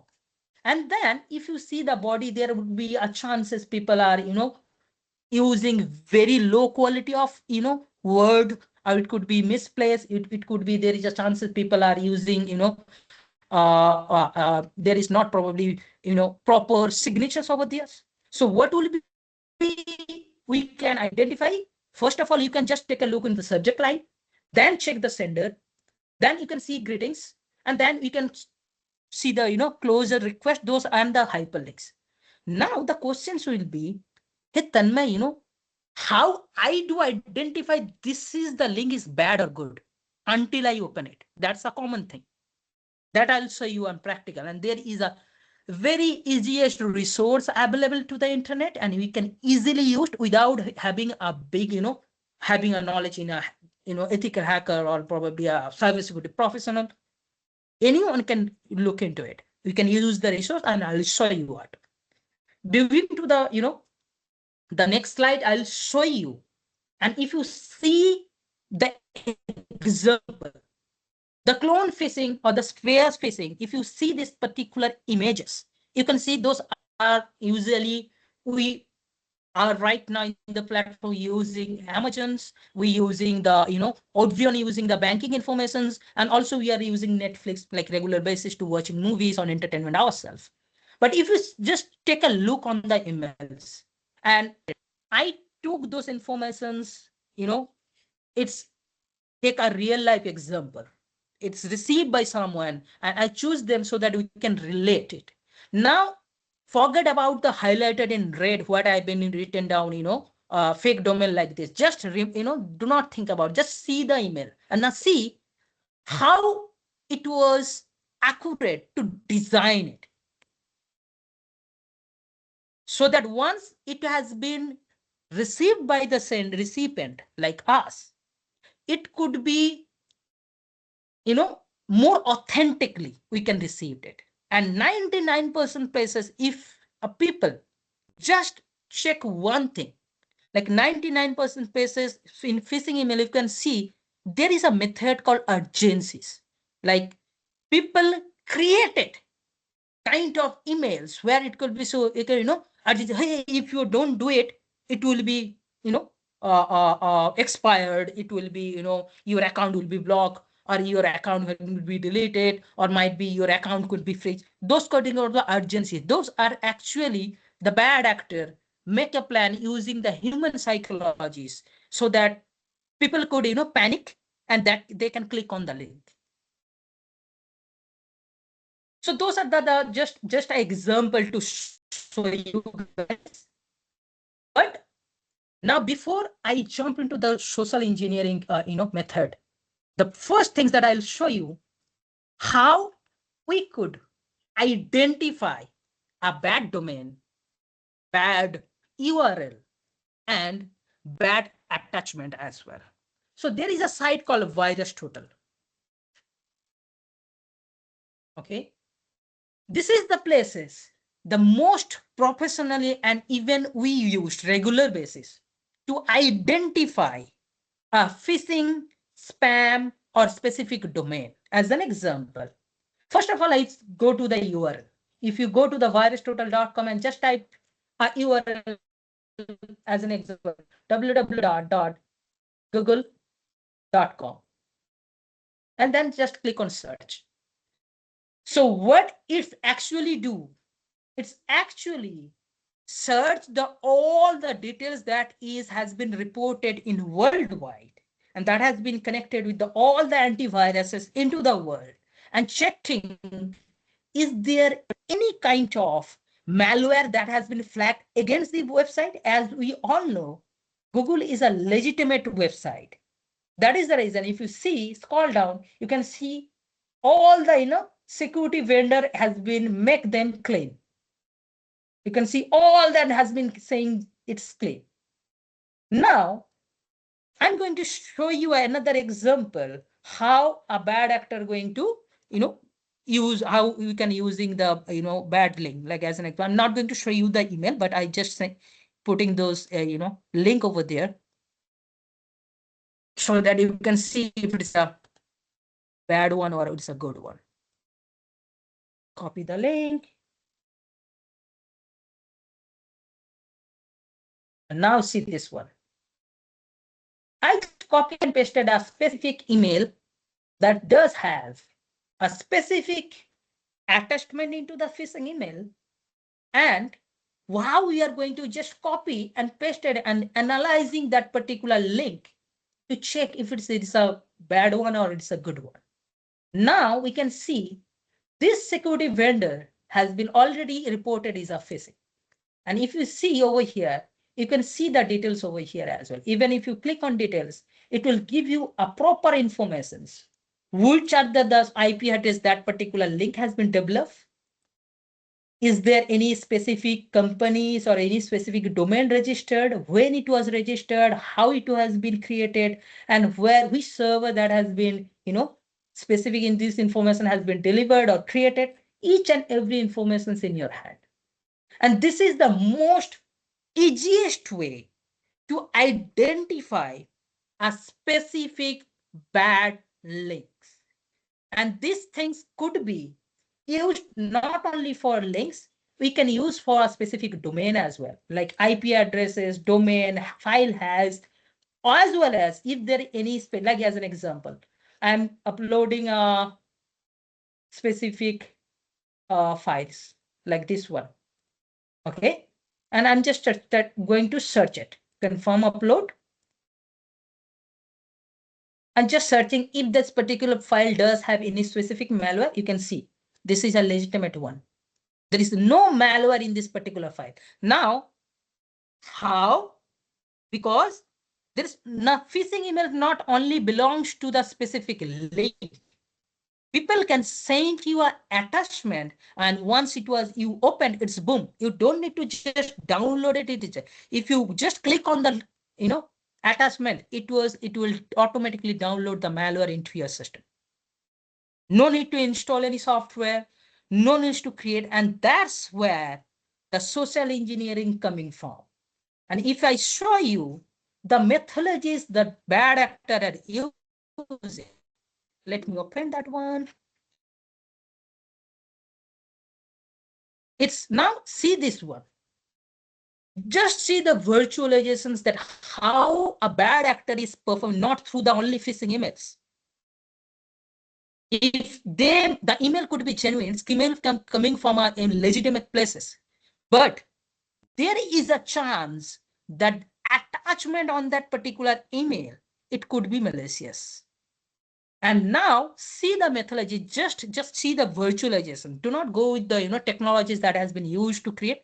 So hackers just perform a phishing attack. Users received a PDF attachment, PDF or Word, whatever. Users open the PDF and it's exactly executed malware to your systems and just take the all information that actually the malware design it. Usually the 99% of easiest malware that has been available into the dark web, 99% usually it's very low cost, and it's people are taking those malwares and attached to the emails to get your information that in your through the system. So once it was downloaded, how the malware is created, like it's instructed. If someone has been clicked on this particular one, it will run the informations and it will search your browser's history, and then it will send back to that particular bad actor with the all details. So it means without having your knowledge, once you click on the PDF file, it's automatically collect the data and send back to that people. And this is the place whenever the easiest way to identify, to use the virus total platform to identify. This is no subscription needed, and it doesn't need a specific a subscription you need to buy it for the services. No, it's free. It's free for anyone. So now, apart from this, there we can identify, you can identify through the links, through the poor written qualities. We can identify the senders through the senders, as well as signature attachment. What else? Right now, people and the hackers is much more smarter. They know that right now people are know about it. The what else they are doing? They are creating some emails, and sending to the people that it usually look like the same. And there is another methodology you can identify the phishing emails. How? First of all, like as an example, we are not going to talking about organization email, but if you thinking about the Gmail account, your Gmail account, like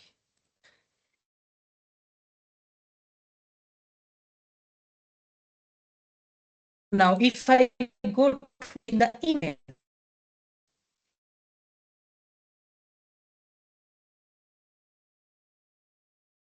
Now think about this email. This is the invitations I received from the for this event.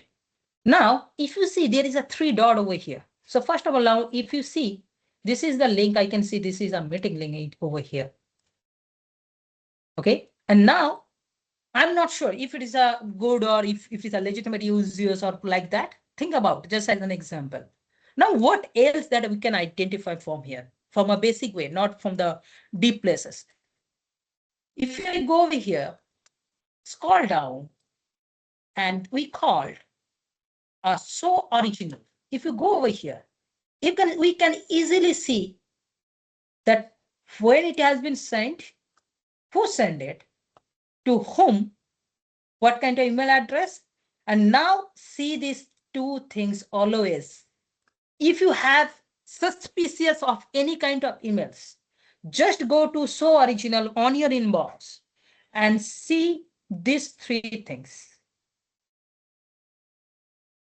Okay, like SPF, DKIMs, and DMRC, and if you see all are pass or not. 90% cases, if it has been sent from any bad actors, it could be is one of them, it will be showing it's failed. And that time, what else? Like as an example, think about it, any kind of places or any email that you just identified over here and it's showing failed. Wow, you are going to deep dive on it and how it could be get a more information about it. That time, we have to analyze the email header. And this is the email header.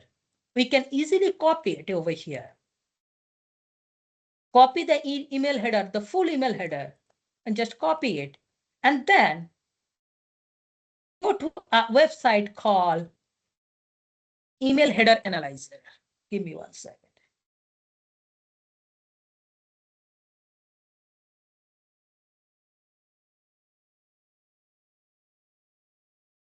Called Email Header Analyzers. There are lots of them. I personally prefer this one, that MX Toolbox, and the Microsoft one as well. Okay, so if you go over here, this is called Email Header Analyzers. Just pasted the full email header. Again, I'm repeating, full email header over here, and then click on Analyze over here. Now, in here, we can get all the details. First of all, in over here, if it is coming from a bad actor or bad domain, first of all, it will show you in red. And after that, you can read those details over here, which domain it has been coming. And you can see, this is the 3 places we can see it has been showing, it passed the information. So it means it's 99%, it's a legitimate one, 100% is a legitimate one. We can see over here as well, the public record. So it means where we can identify if this is the places it's coming, or is there any places into the world, is there any report that has been specific from this specific sender. If it's there, it will automatically flag it out as a red, and it will give you the information over here. And here it could be see the all information, like as I know, delivered to Tanmay, even I can see who sent it. If as an example, it's a bad actor has been created or cloned the email address, then we can see, they could be, clone the email address, they could be clone the, display name on the email. But here, if in the email analyze, header analysis, we can easily identify if it is a clone or not. If it is clone, it will not going to show you the return path, the as original. Okay, so this is the easier, it is the deep one. This is the deep diving way that you can go ahead and analyze. And probably I can show you another example over here that could be help you out. Give me 1 second.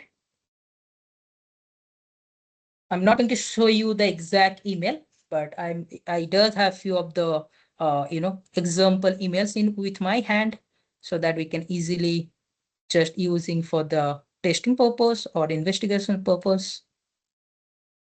Give me 1 second. Let me open on my side.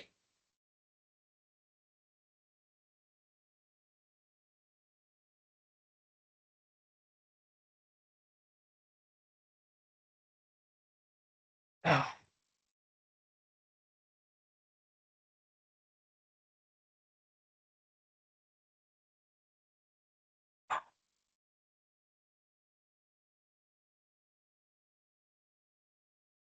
so sorry, it's taking time. That is.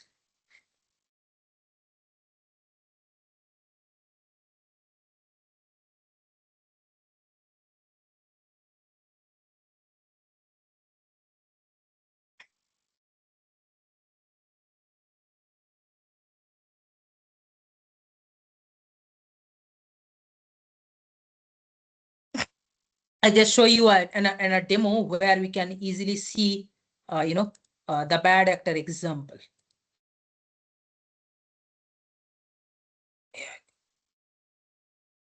Okay, I got it.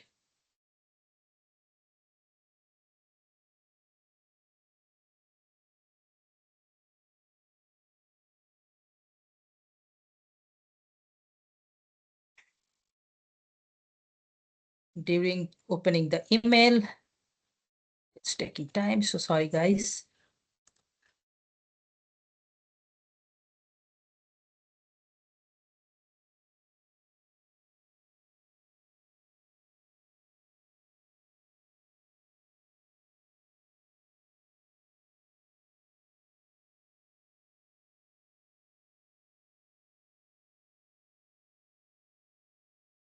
Okay, during it's opening. So just moving forward to looking into it.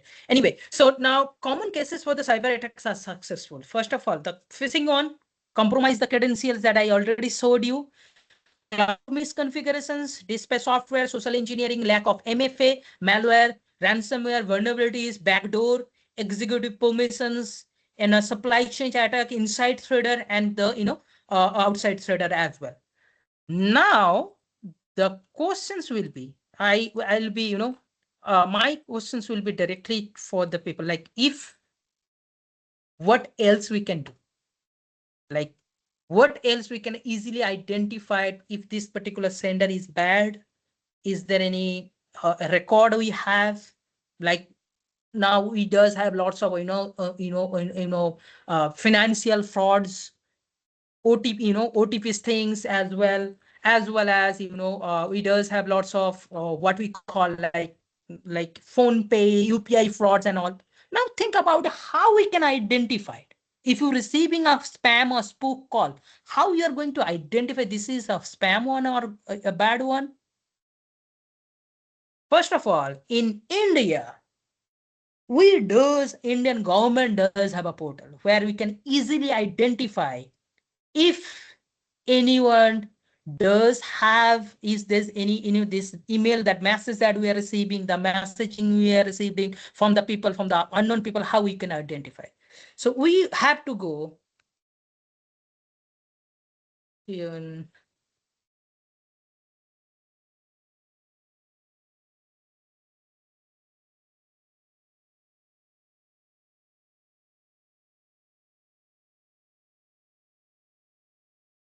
Okay, so we have to go in here. Oh, sorry.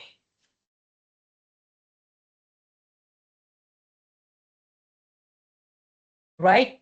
Do you know these informations? Or do you know, are anyone knowing about these particular departments or these particular places? Or this website about this website? Or Indian?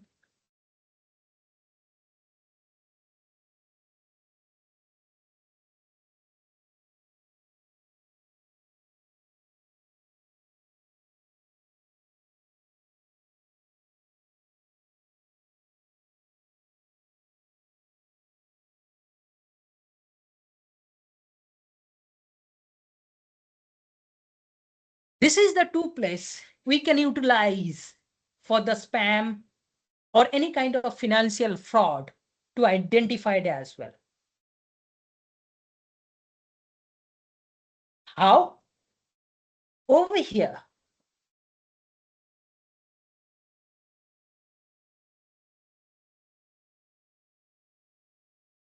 Give me 1 second. Let me go to the home.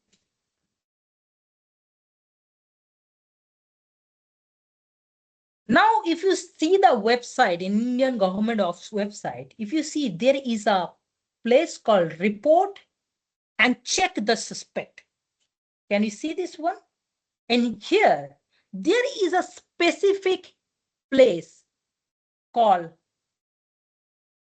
suspect place of identify. You can usually identify. Now over here, check the suspect. As an example, if you go over here, you can see there is a method called email, social media, bank account, UPI. As an example, if you want to know about, like you received an email from xyz@gmail.com and you are not sure, and it does have a confusion if that particular person is, you know, there is, he would be legitimate or it is a, criminal, or is there any report that has been registered on specific sender. So we can also use the Indian government portal as well to check if the sender is a legitimate or not. Like as an example, just type the email address tanmay sen aws @gmail.com. Hey, just put the key over here, 47 4UV, and just search it. Now, oh, sorry, it's showing the invalid captcha. Okay. 1UE, and search it. Can you see? It says no record found with this particular search. It means there is no complaint till now had been registered against this email address. Similar kind of things, you can use anyone's social media platform or email address or ID to check if that particular is legitimate or not. Same as mobile number, bank account, and UPI ID as well. So I also used to identify. So this is another portal. For this thing, you doesn't need any specific, or tool to detect it. Same as you can see right now we can see there are lots of things like WhatsApp, mobile number, app, URL.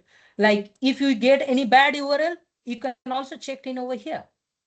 If it is so that if any record found against this particular URL that you have, it can be easily find out from here. So this is the two tools that easily we can use to our regular basis, and it could be very impactful. It has been easy to access. It doesn't need it any specific charges to analyze any phishing, spam, or any kind of financial frauds, or any kind of or bad emails, or specific any kind of messages, social media messages, social media account investigations. You can easily use this platform, and this is the easiest technique. For these things, it doesn't need, believe me, it doesn't need a very good knowledge on about the phishing, spam. Now the problem is, what is the difference between phishing and spam? Anyone from the phone can tell me, like easiest way I can describe. Phishing and spam, it depends on the technologies or how it was designed. It depend on end users expectations. It depend on end users activities. Like as an example, what we call spam.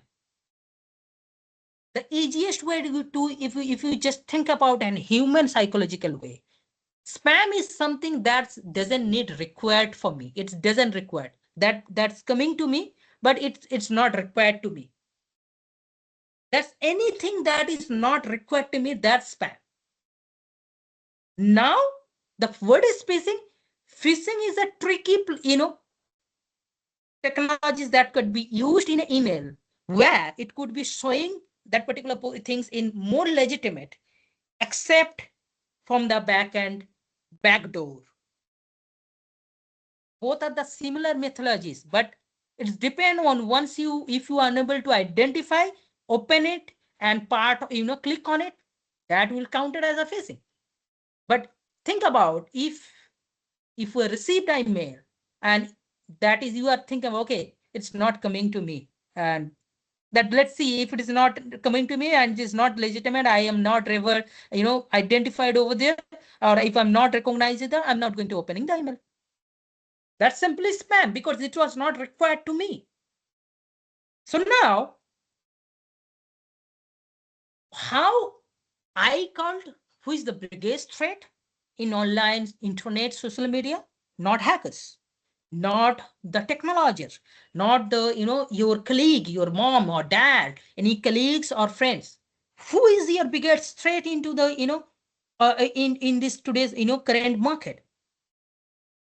You are the biggest threat of you. Why? Because we are the persons.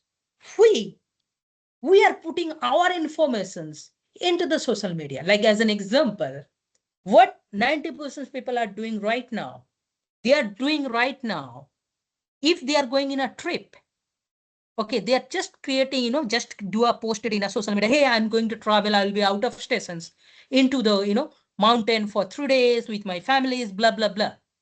And that person's once, and I'll be not surprised if that person's, the whole family coming back at their home and they see their, home got theft. People scam, they probably have financial loss, they husband took the money, they broke the, their home key and took the TVs or the any expensive jewelries, blah, blah, blah. Now people are thinking that how it was happened, how they get the informations. For this, it doesn't need actually the technology, they doesn't need a hackers or doesn't need a big team to identify. They just follow you on your Instagram or Facebook, and you are posting regular basis. Okay, I am going to, I will be out of office, I will be out of stations for 5 days with my whole family. So it's an open invitations for the theft. They got know that, okay, this 5 days you will be or your whole family not at home. So this is the best time to attack on your home. So same as in social media where we are posting the informations, it doesn't need a hackers to identify or identify your threats. Now, the thing about the once how the bad actor are design those kind of phishing emails. They actually designing the phishing emails in most urgently. And whenever, especially when you are out of station, when you are vacations, you received an email or SMS on your phone that, hey, your UPI account has been restricted or blocked. That time you are in a, out of, you doesn't have the internet, you doesn't have a much resource to check, you doesn't have the laptop to verify that where the message is coming from, or there is no way that you can go over to the internet to check in a virus if this, number or link is legitimate, sender is legitimate. You are in a hurry, you are in a remote places. That time what usually people do, they click in the link, or they just, revert back to the SMS. And now, believe me, now there is, we does, the bad actor are, so much smart. You just don't need to, just, open the email or click on the attachment or download the attachment. If you, they just send you a simple, blank SMS, blank emails to your, in your email address. Once you open, boom, they enter your environment, you enter your system, and you never knows. And now today, I will show you why you guys are, worried about the technologies. Because right now, I do believe everyone have their phone on their, on with them. Just go to the Play Store. Just go to the Play Store, and now see why you are the biggest threat and how a technologies is going to utilize your activity against you. It could be later on. How? Like as an example, just type on, go to the Play Store and go to the face and just type Facebook. And I'm going to show you over here. I'm not sure if you guys see my screen. Let me keep it none so that probably it could be visible to you guys. Just go to the Play Store, or I can do one thing. I can take a screenshot. Just go to the Play Store and then just, type Facebook or Instagram, whatever, and then scroll down, and there is a place called app privacy. Let me take a screenshot for you guys so that I can show you the system. And now you can see how the applications is actually utilizing your activities and how they are going to, might be it could be affected you later on, and we are not aware about it, what over there. And let me show you. Give me 1 second. I was or not thinking that probably I'm going to show you guys on these things, but I think it could be a very good platform to know about it because of we doing our regular work without knowing the informations, so that you can see, and now your the mind will be changed how we are going to actually utilizing the applications in your phones, and how it actually a bad actor using those informations against us to creating and the phishing emails or generate a phishing emails. Give me 1 second. Let me download it. And if you have time, you can just go ahead into the Play Store and just check the things as well. I'll guide you. But before I do, let me download it. Okay, I does have. Now let me moving out. So if you go to the Play Store and just type Facebook or Instagram, whatever things, and just scroll down and see what are the data that they are tracking you. As an example, it is not only about Facebook or a specific applications. It is about all the applications that we are regularly basis using to our environment, to our phone, to our systems. Now see, health and fitness information, financial informations, contact informations, users contacts, browsing history. See, browsing history, they are trying to tracking you using data. That means Facebook or others applications already know how much data you are utilizing, what are the method, where you are information using. And then you can see purchase informations that you are using, locations, contacts, search history, identity, sensitive informations, and others. In others, if you see, it could be scared, but it's true.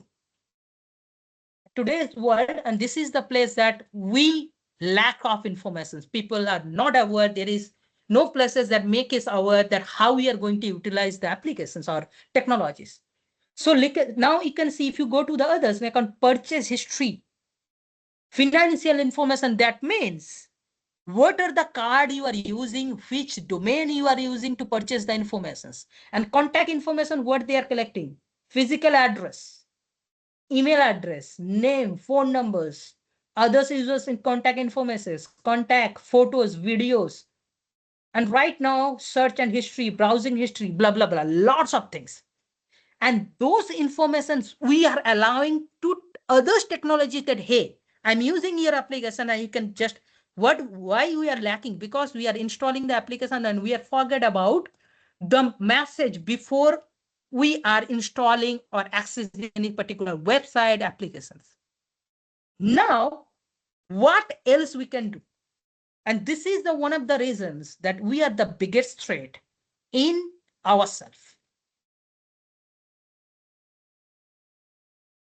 So now, moving forward, going to the next one, and please be remember, and this is the one of the dangerous things that I will make you aware, that what are the things that we are clicking in our phones or posting in a social media. If we delete it, remember, as we does have a digital footprint, there is in technology does have a digital footprint where we are actually using that particular logs to identify any specific person's informations, and digital footprint could not be deleted ever. It means if you posted any kind of informations into the social medias or any kind of platform, and if you delete it, it means it has been deleted from the platform, but it has been not removed from the internet. So remember, before posting, we think twice which information that we are need to posting and how much information that I'm going to posting over, because once it was keep it public, there is no way we can recover it. And that's why it is very much dangerous. Digital footprint could not be, destroyed ever. Now over here, I'm going to show you how we can use the chat GPT and Copilot to helping us to identify the threats. As an example, each and everyone, like me, you, everyone, we does using the social platform like chat gpt copilot. I'm usually copilot because frankly speaking, I does have a pro account, I does have premium account in copilots. As once you have the pro premium account, the copilot, your information is much more secure like anything. So how, like as an example, every emails, like as an example, you have an email account and that you see there are activities, and how we can use the AI to help us to identify the logs or specific informations. Like as an example, give me 1 second.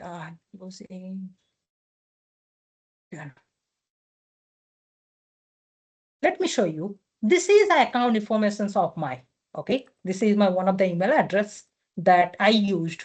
And you can see it does have I just exported a logging logs from my account to demonstrate to you how you can use the AI platforms to identify the threats, phishing informations, as well as the login informations and detections as well. How we can do it is easy, simply. Just upload the data over here, like upload the file.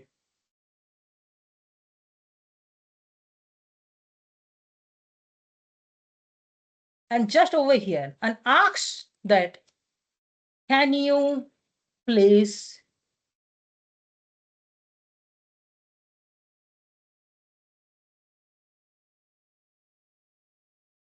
find how many times the accounts does have suspicious login action.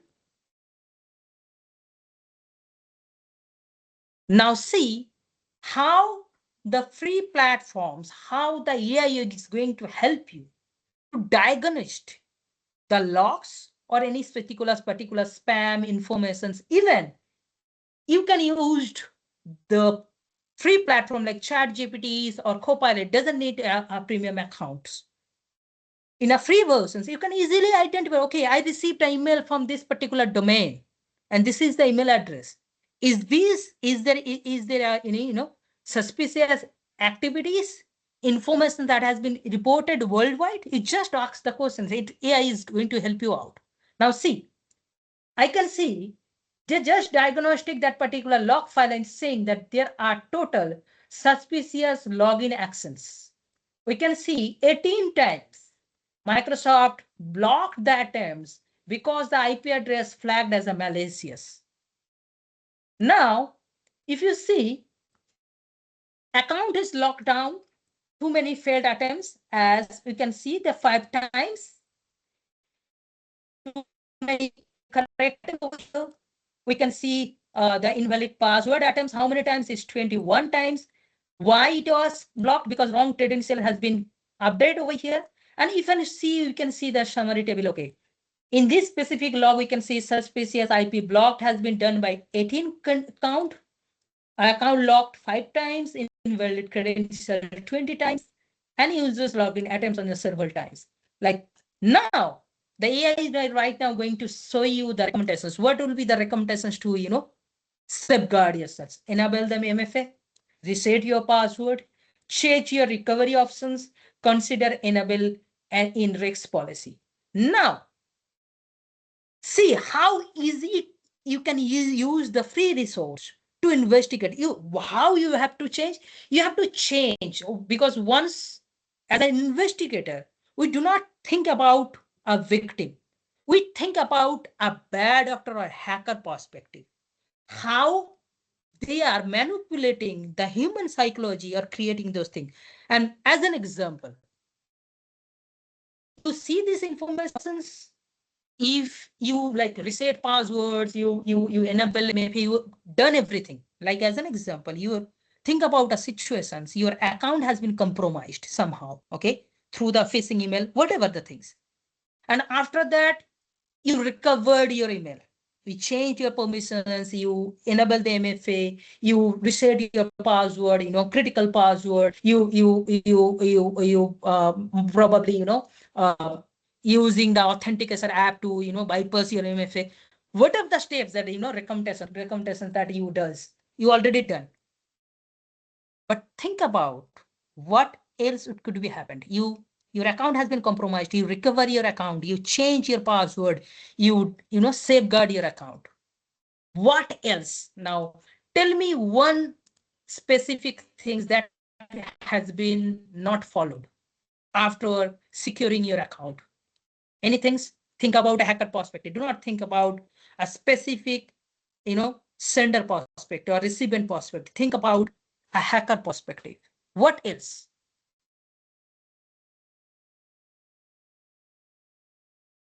We safeguard our account, but there is one easiest method that bad actor can do it.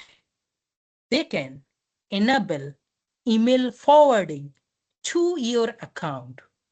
Now, wow, it was affecting because hackers also know that if that particular anyone's account got compromised through a specific spare phishing email, they will identify, they will block it, they will start investigating, they will change their password, they can try to level best to recover their account, they can do everything and they can also recover it. But after restoring the account, hacker still does have the ability to see your activities because they just enabled a simple feature, email forwarding. So that what happened once you recover it, emails, you can see, you can log in, everything is done, but still you are not receiving the emails. How? Why? Because they enabled the email forwarding into the backend and just directly go once any emails that's coming to your inbox, just directly go to them. So that's how the bad actor is thinking. And this is the place AI is going to help you out to remediate and identify those information. Like you can ask the information, okay, what else that we can be follow to secure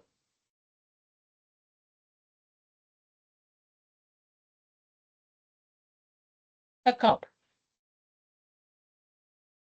They will also give you the lots of information over here and process and procedures over here. So those are the easiest way you can utilize the free platform. You can easily utilize, and then you can moving forward. Anyway, I believe we just have out of time, so I'm going to little bit speed it off to ending these things, and then I can start taking questions. Now, why deep learning is easily affected? Because it will automate the informations, it will also help you to massive volume of cybersecurity data and automated the threads, response time. And what else? The best practices that I'll recommend. Give me 1 second. Okay, so spare phishing email to and also simulated phishing learning into the organizations, that will be highly recommended. Users educations in each and every time, and also make people aware about how you have to make them aware about those easiest trick to identify themselves so that it can be easily avoided. Or also the 99% cases were doing how they have been going to reported those informations, because 90% cases the organizations gone affected or damaged badly because they take time to report.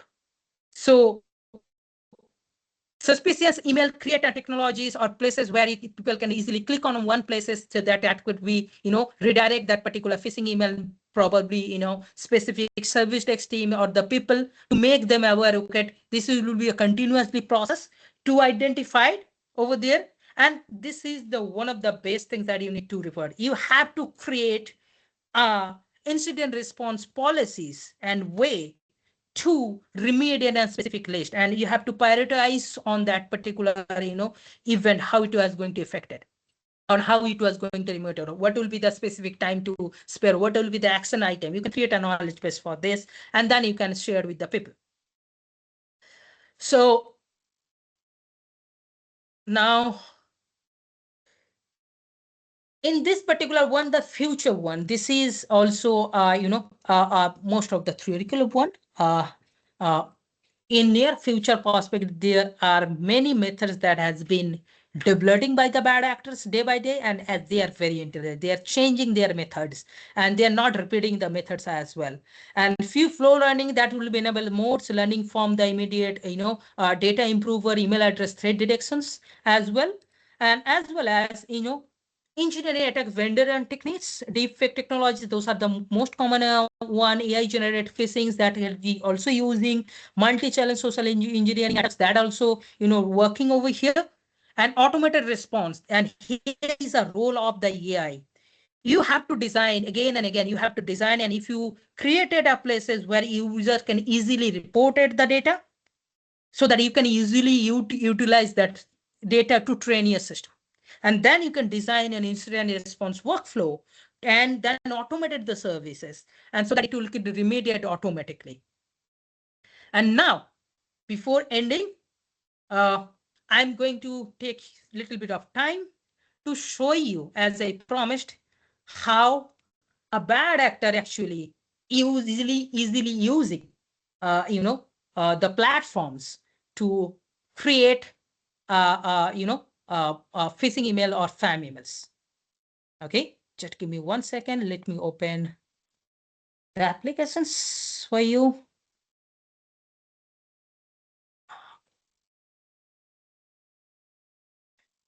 And it will show you just as a demo how easy today world to create, or bad actor, how they are easily utilizing the technology to create phishing links, and they are going to, and it will be, once I show you, it will see that it's too easy. The bad actor is using these methods, and believe me, those are the free places. You just need to know about the you does have a little bit knowledge about DOS or Linux, or in Windows as well. So I do use like in professionally, I do use Kali Linux for the testing for the organizations, or as well as, and as we run as testing environment here, as to check is there any specific place or that we need to improve. So give me 1 second, let me log in.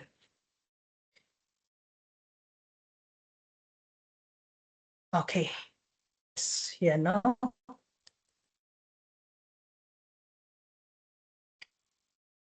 So we used Kali Linux for testing purposes, with all the permissions taken to secure the environment organizations. And now, as an example, I'm going to just show you the procedure, how easy that the bad actor.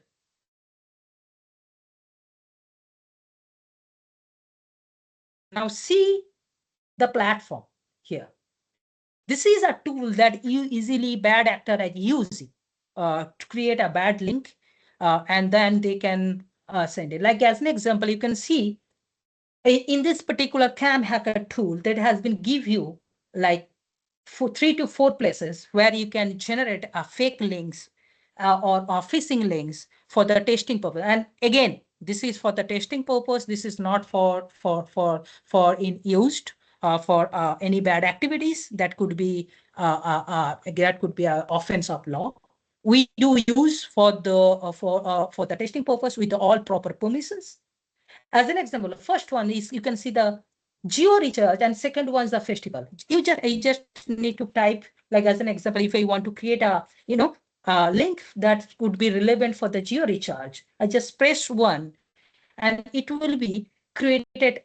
See the link, a bad link for me. And now how it was going to affect it? Now see how it was take. It will take maximum 1 minute, maximum 1 minute to generate the link. So let's wait once it was generated, and so that I'll show you the demo.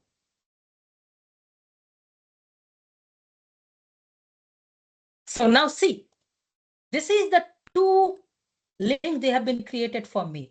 And what a bad attacker do, they copy the link and they hyperlink they can be hyperlink with image, any particular attachment, or they can be used specific, legitimate email. They just highlighted a specific word, so that once the email landed, or if you receive the image, you are curious. You are okay. What kind of link is it? It's email look like legitimate. Let's click on the hyperlink to see. Once you click on it, it's boom. That particular person's as that particular person will get your whole device access with this all informations, like your galleries, your recent messages, phone calls, or any kind of attachment. They can get immediately, and they can easily access, and it can be easily accessed from here. So like as an example, we can also add in specific this particular link with offers, like you can receive, like in 10,000 rupees you'll receive iPhone 17, and we just added the link hyperlink on that particular image, that exact image that can be available in specific social or e-commerce site, and we can add it and send it to in an email or chat. Usually people will take it, okay, it looks like it's coming from Amazon, just go ahead and click on it. It's how easy, and people are using, and bad actor are using to draft or using a generator link to collect the data. It's super duper easy. And now bad actor is, day by day, they are smart. They are smart even, to doing these things.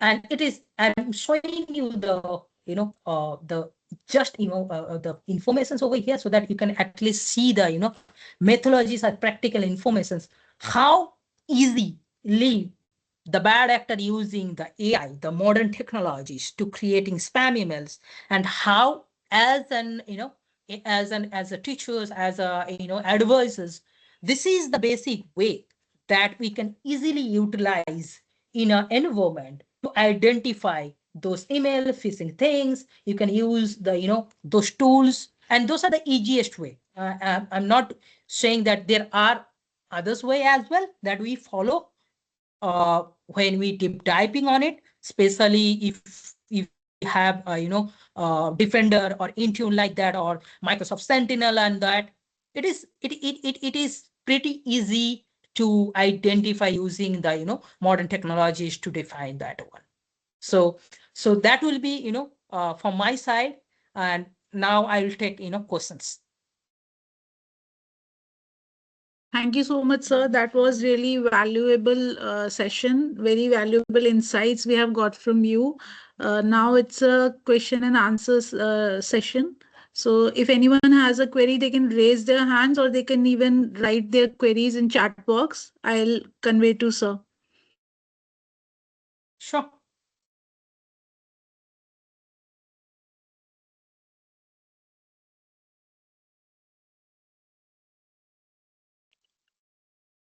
Any query, if you don't even have query, then you can even give your feedback of the session. Yeah, even if people doesn't have any other things on, I can show you another things as well, for the details as well, specifically for the protections, how they can protect this, and that's not that much of the not information, but I'll recommend everyone to do these things on their side. If during that time, if yeah, go ahead. So there is a query from Mr. I think Coral Hali. I'm sorry, I'm not pronouncing the name rightly. How to get the email interactive file? I think interactive file or email Excel file, something they want to ask. I'll give you a mic access. Please raise your hand. I'm not clear with the questions which you have written in the chat box. Yeah, that will be better, so that he can explain to The query probably. will be much clear. 1 second, sir. I have given the mic access. Please switch on your mic.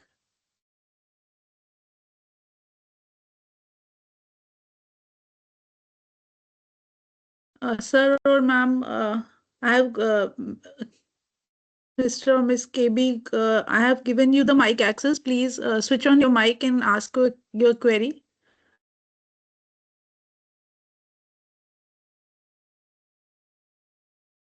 I think she has some network issue. Okay, Yes, no mic issues. is. Yes, no, sir. Sir, the mic is enabled now. Yes, please Okay. go ahead.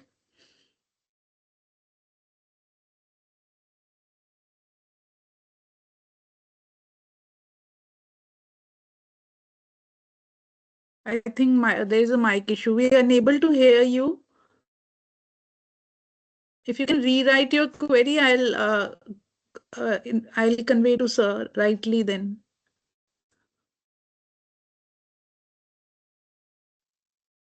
So we are getting lots of messages from the participants for thanking you. The session was really enriching and wonderful.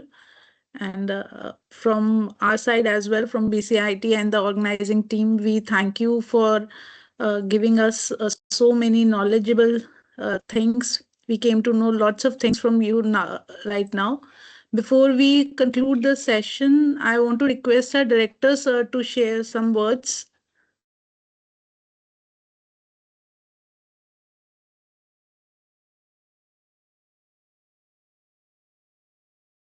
Sir, we are unable to hear you. Your mic is on, Ravi sir, but you're not audible to us.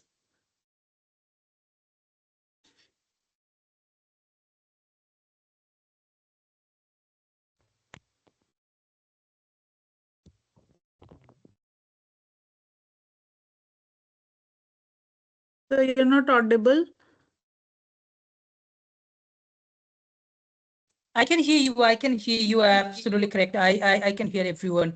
And No, I, sir, you are audible. Ravi, sir, our director, sir, is not audible. Sir okay. has opened his mic, but I think there is some network issue at sir's side as well. Sir actually messaged that he wanted to say a few words, so that's why I requested him. Okay. No issues. No issues. I can wait. Just, No worries. yes, sir. Just give few more seconds, sir. Sure.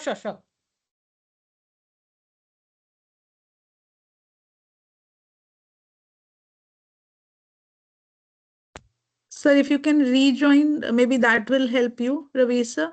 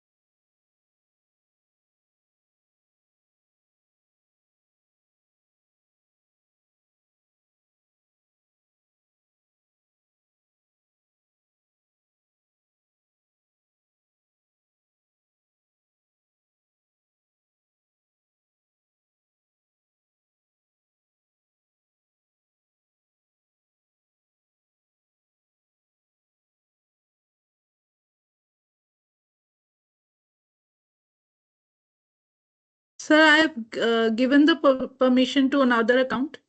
Ravi, sir, please try from that account. I have Yeah, given the permission. yeah, ma'am. Okay, sir. Yeah, Okay, ma'am. sir. Am I audible, ma'am? Am I Yes, sir, audible sir. now? Absolutely. Yes, sir. Yes, sir. Yeah. Okay. Good evening, Tanmay sir. Good I am evening. Dr.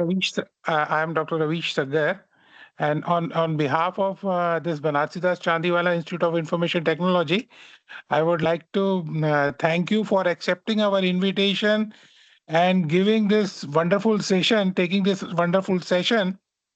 Literally, both the sessions were marvelous, awesome, and we learned a lot from your session. And definitely, we are going to utilize your knowledge you have shared with us. Thank you, sir. Thanks a lot. Thank you, madam. Thank you, Thank sir. you, sir. Thank you. Thank you so much. I'm pleased that I have been tried my level best to share my No, knowledge to everyone. So everyone sir. will be safe, and that's my In, motto. in fact, we are Good, sir. honored to have you with us. Absolutely. I'm very much, very much happy. Usually, whenever I try my level best, because my motto is make people aware, not in a very technical thing, in the easiest way to make people safe, make people aware about the technologies, and not only just knowing about the technology, just need to know about the human psychology, how we are going to attach it. And I worked with lots of young generations. The one of the things that I felt, that we supposed to build a place where we need to know about, make our generations or new generations, to make them aware that yes, we can use the technologies, but there is a bad side on it. So until we make people aware, they're not going to think about on that way, that okay, technologies is there, we supposed to how we are going to utilize the technology. And I'm very much pleased, and your word is very much give me lots of satisfaction. I'm very much happy, and I'm love to participate on this kind of sessions again as well. No, definitely, sir. We will try to keep you disturbing you and taking gain from your Absolutely. knowledge. Thank you, sir. Thanks a lot. Thank you. Thank you so much, sir, on the behalf of BCIIT and the organizing team. And thank you to organizing team as well for letting us execute this session so smoothly. And sir, the question which was earlier not clear to me, the question was how to generate the Excel file which is used to analyze the email login and logout in Copilot. If you can briefly Okay. give a idea to her. Absolutely. Let me share my screen with you. I think that will help you out. Let me create it file, like as an example. First of all, we have to download the activities in a CSV file or Excel file. Okay, like as an example, I'll create specific, I just, and the login information. This is my email address, and you can see in this here, I can see it here. So we just keep it in date-wise details over here. And now what I need to do, I need to use, especially I'll recommend, you can use the, chat GPT, but there is a Rex. Where is the Rex?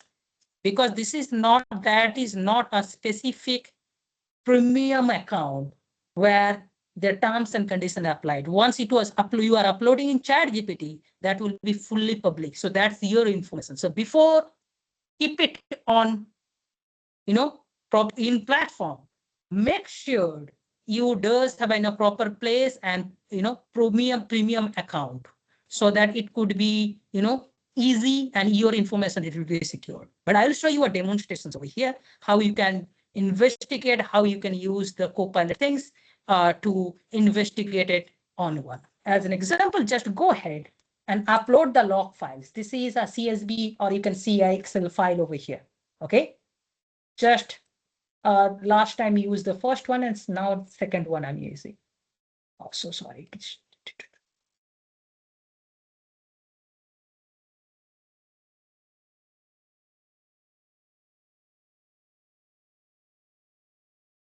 I just uploaded the log files in Excel, the details. Now I'm going to investigate the log files, okay? Which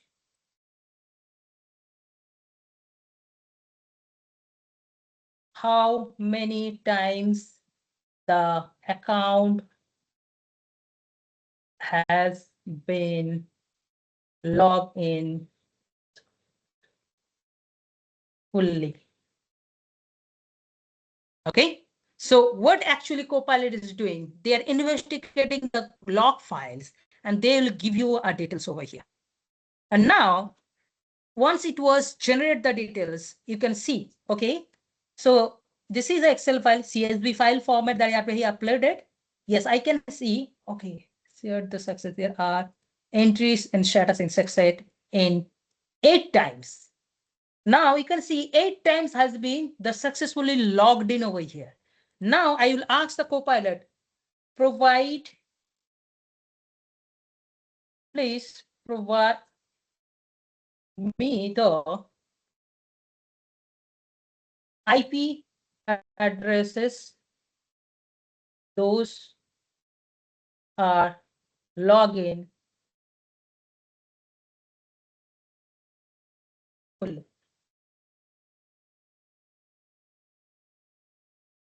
So it will give you the IP addresses, and it will, and there is no manual process. Now you can see. Now see the interesting one. This is the IP address that has been successfully logged in the same account. Now need to verify this account. This is the public IP. Another, again, this is the public IP. Now, how I am going to utilize this is how I'm going to identify this is a public IP. How I can know which one is my public IP? Just type what is my public IP on the chat. Over here, search it, and once you see, you can see the public IP on this one. This is my public IP. And example, if it's matched with this IP address, that means my account is secure. This is, and if you see this, public IP is actually not matching with my specific current device or specific network, that means the account got compromised. So this is the easiest way to identify over here. And now over here, you can just ask the girl, hey, provide me geography locations of all the IP addresses over here. Just type it over here. So the Copilot is very much impactful to help you to, to analyze the, data. Otherwise, in before, the, AI, information is coming out into the market, all are the, we are using data scanning informations into my, specific, tool to identify it. So this is the place, and this is the way that you can utilize Copilot. And I'm glad that you brought it up. So ma'am, and anyone from the, from the forum, I'm sure I'm taking time, but as it is coming interesting question, so I am a little bit, warm to give you more information. It will take a little bit of time. Like, tell me, anyone from the forum, you know about the, what is the exact time that you will hear about AI? That exact year, like when it got popular and when that particular technology came out into the in our industry or into our technology department or technology places. Any idea? Like before, like past 5 to 7 years, this AI came into the bigger platform. But somewhere in 2000. 2000s. Okay, that means like almost 10 years ago, right? Like 15 years ago. Now, in this particular platform, have anyone seen Terminator 1 movie? Terminator 1. Have anyone have seen this movie? The Terminator? And right Yes, now, sir, we are getting the replies in the group, in the chat box. And any idea when this particular movie has been made?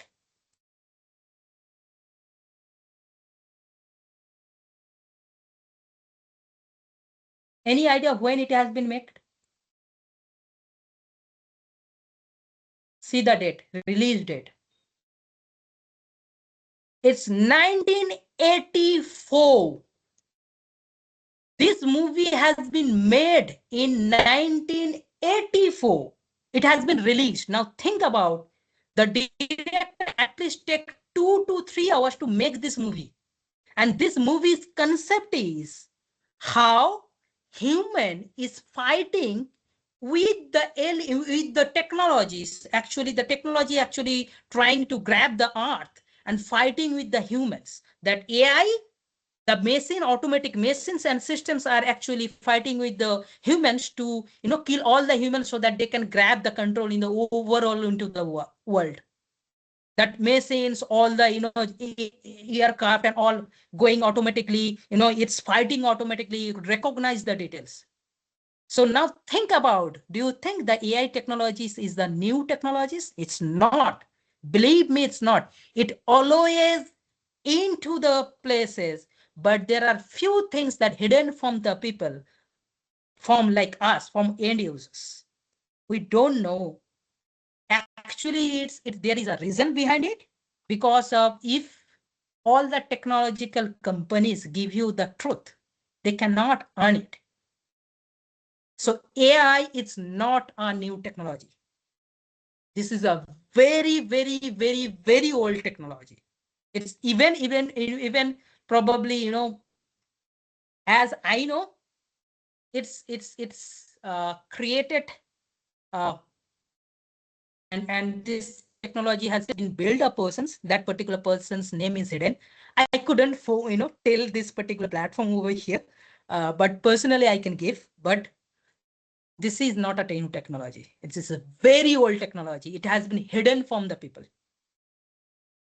So this is a real life example that I gave you, and I'm glad that someone has been asked this question. That so instantly it came to my mind.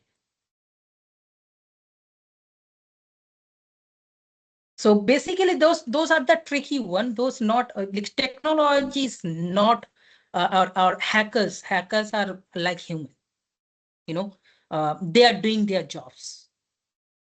Even let me tell you, even I'll show you the places like how easy right now hacking, like within 15 to or like 20,000 you can buy through the Amazon's hacking devices, like spear hackings, Wi-Fi jammers. Those are 18,000, 19,000 price, and right now, in previously, people can buy it only through the dark web. It was not available for the people, but it was right now available for the legally, for the testing purpose. But it's depend on you how you are going to using the device. You does have the choice that you can use for the good things, you can use for the bad things. It depends on you. So those are the things, and it just came into my mind. Anything else, ma'am? I can see, ma'am, I want to give you a questions. No, sir. Shared their LinkedIn collections. Okay. My Okay, LinkedIn collections. Sir, I'll do that, sir. I'll share all the resource persons LinkedIn handle to them. That I'll take care of that. No problem, Okay. sir. No issues. No issues. Before we ramp up, any other questions? I'm open. No, sir, there is no more query, and so many feedback messages we got appreciating your efforts, sir. And thank you so much from the participant side as well, from the BCIIT and the organizing team. Thank you for giving us making us aware to so many things. And we are really honored to have you on board with us, sir. So with this, we conclude our today's session. Thank you, participants, for their active participation. And please do join tomorrow for another enriching session at the same time, that's 6 p.m. Thank you so much. Good night. Have a nice day, everyone. Good night, everyone. Thank you. Bye-bye. See ya. Thank you, sir.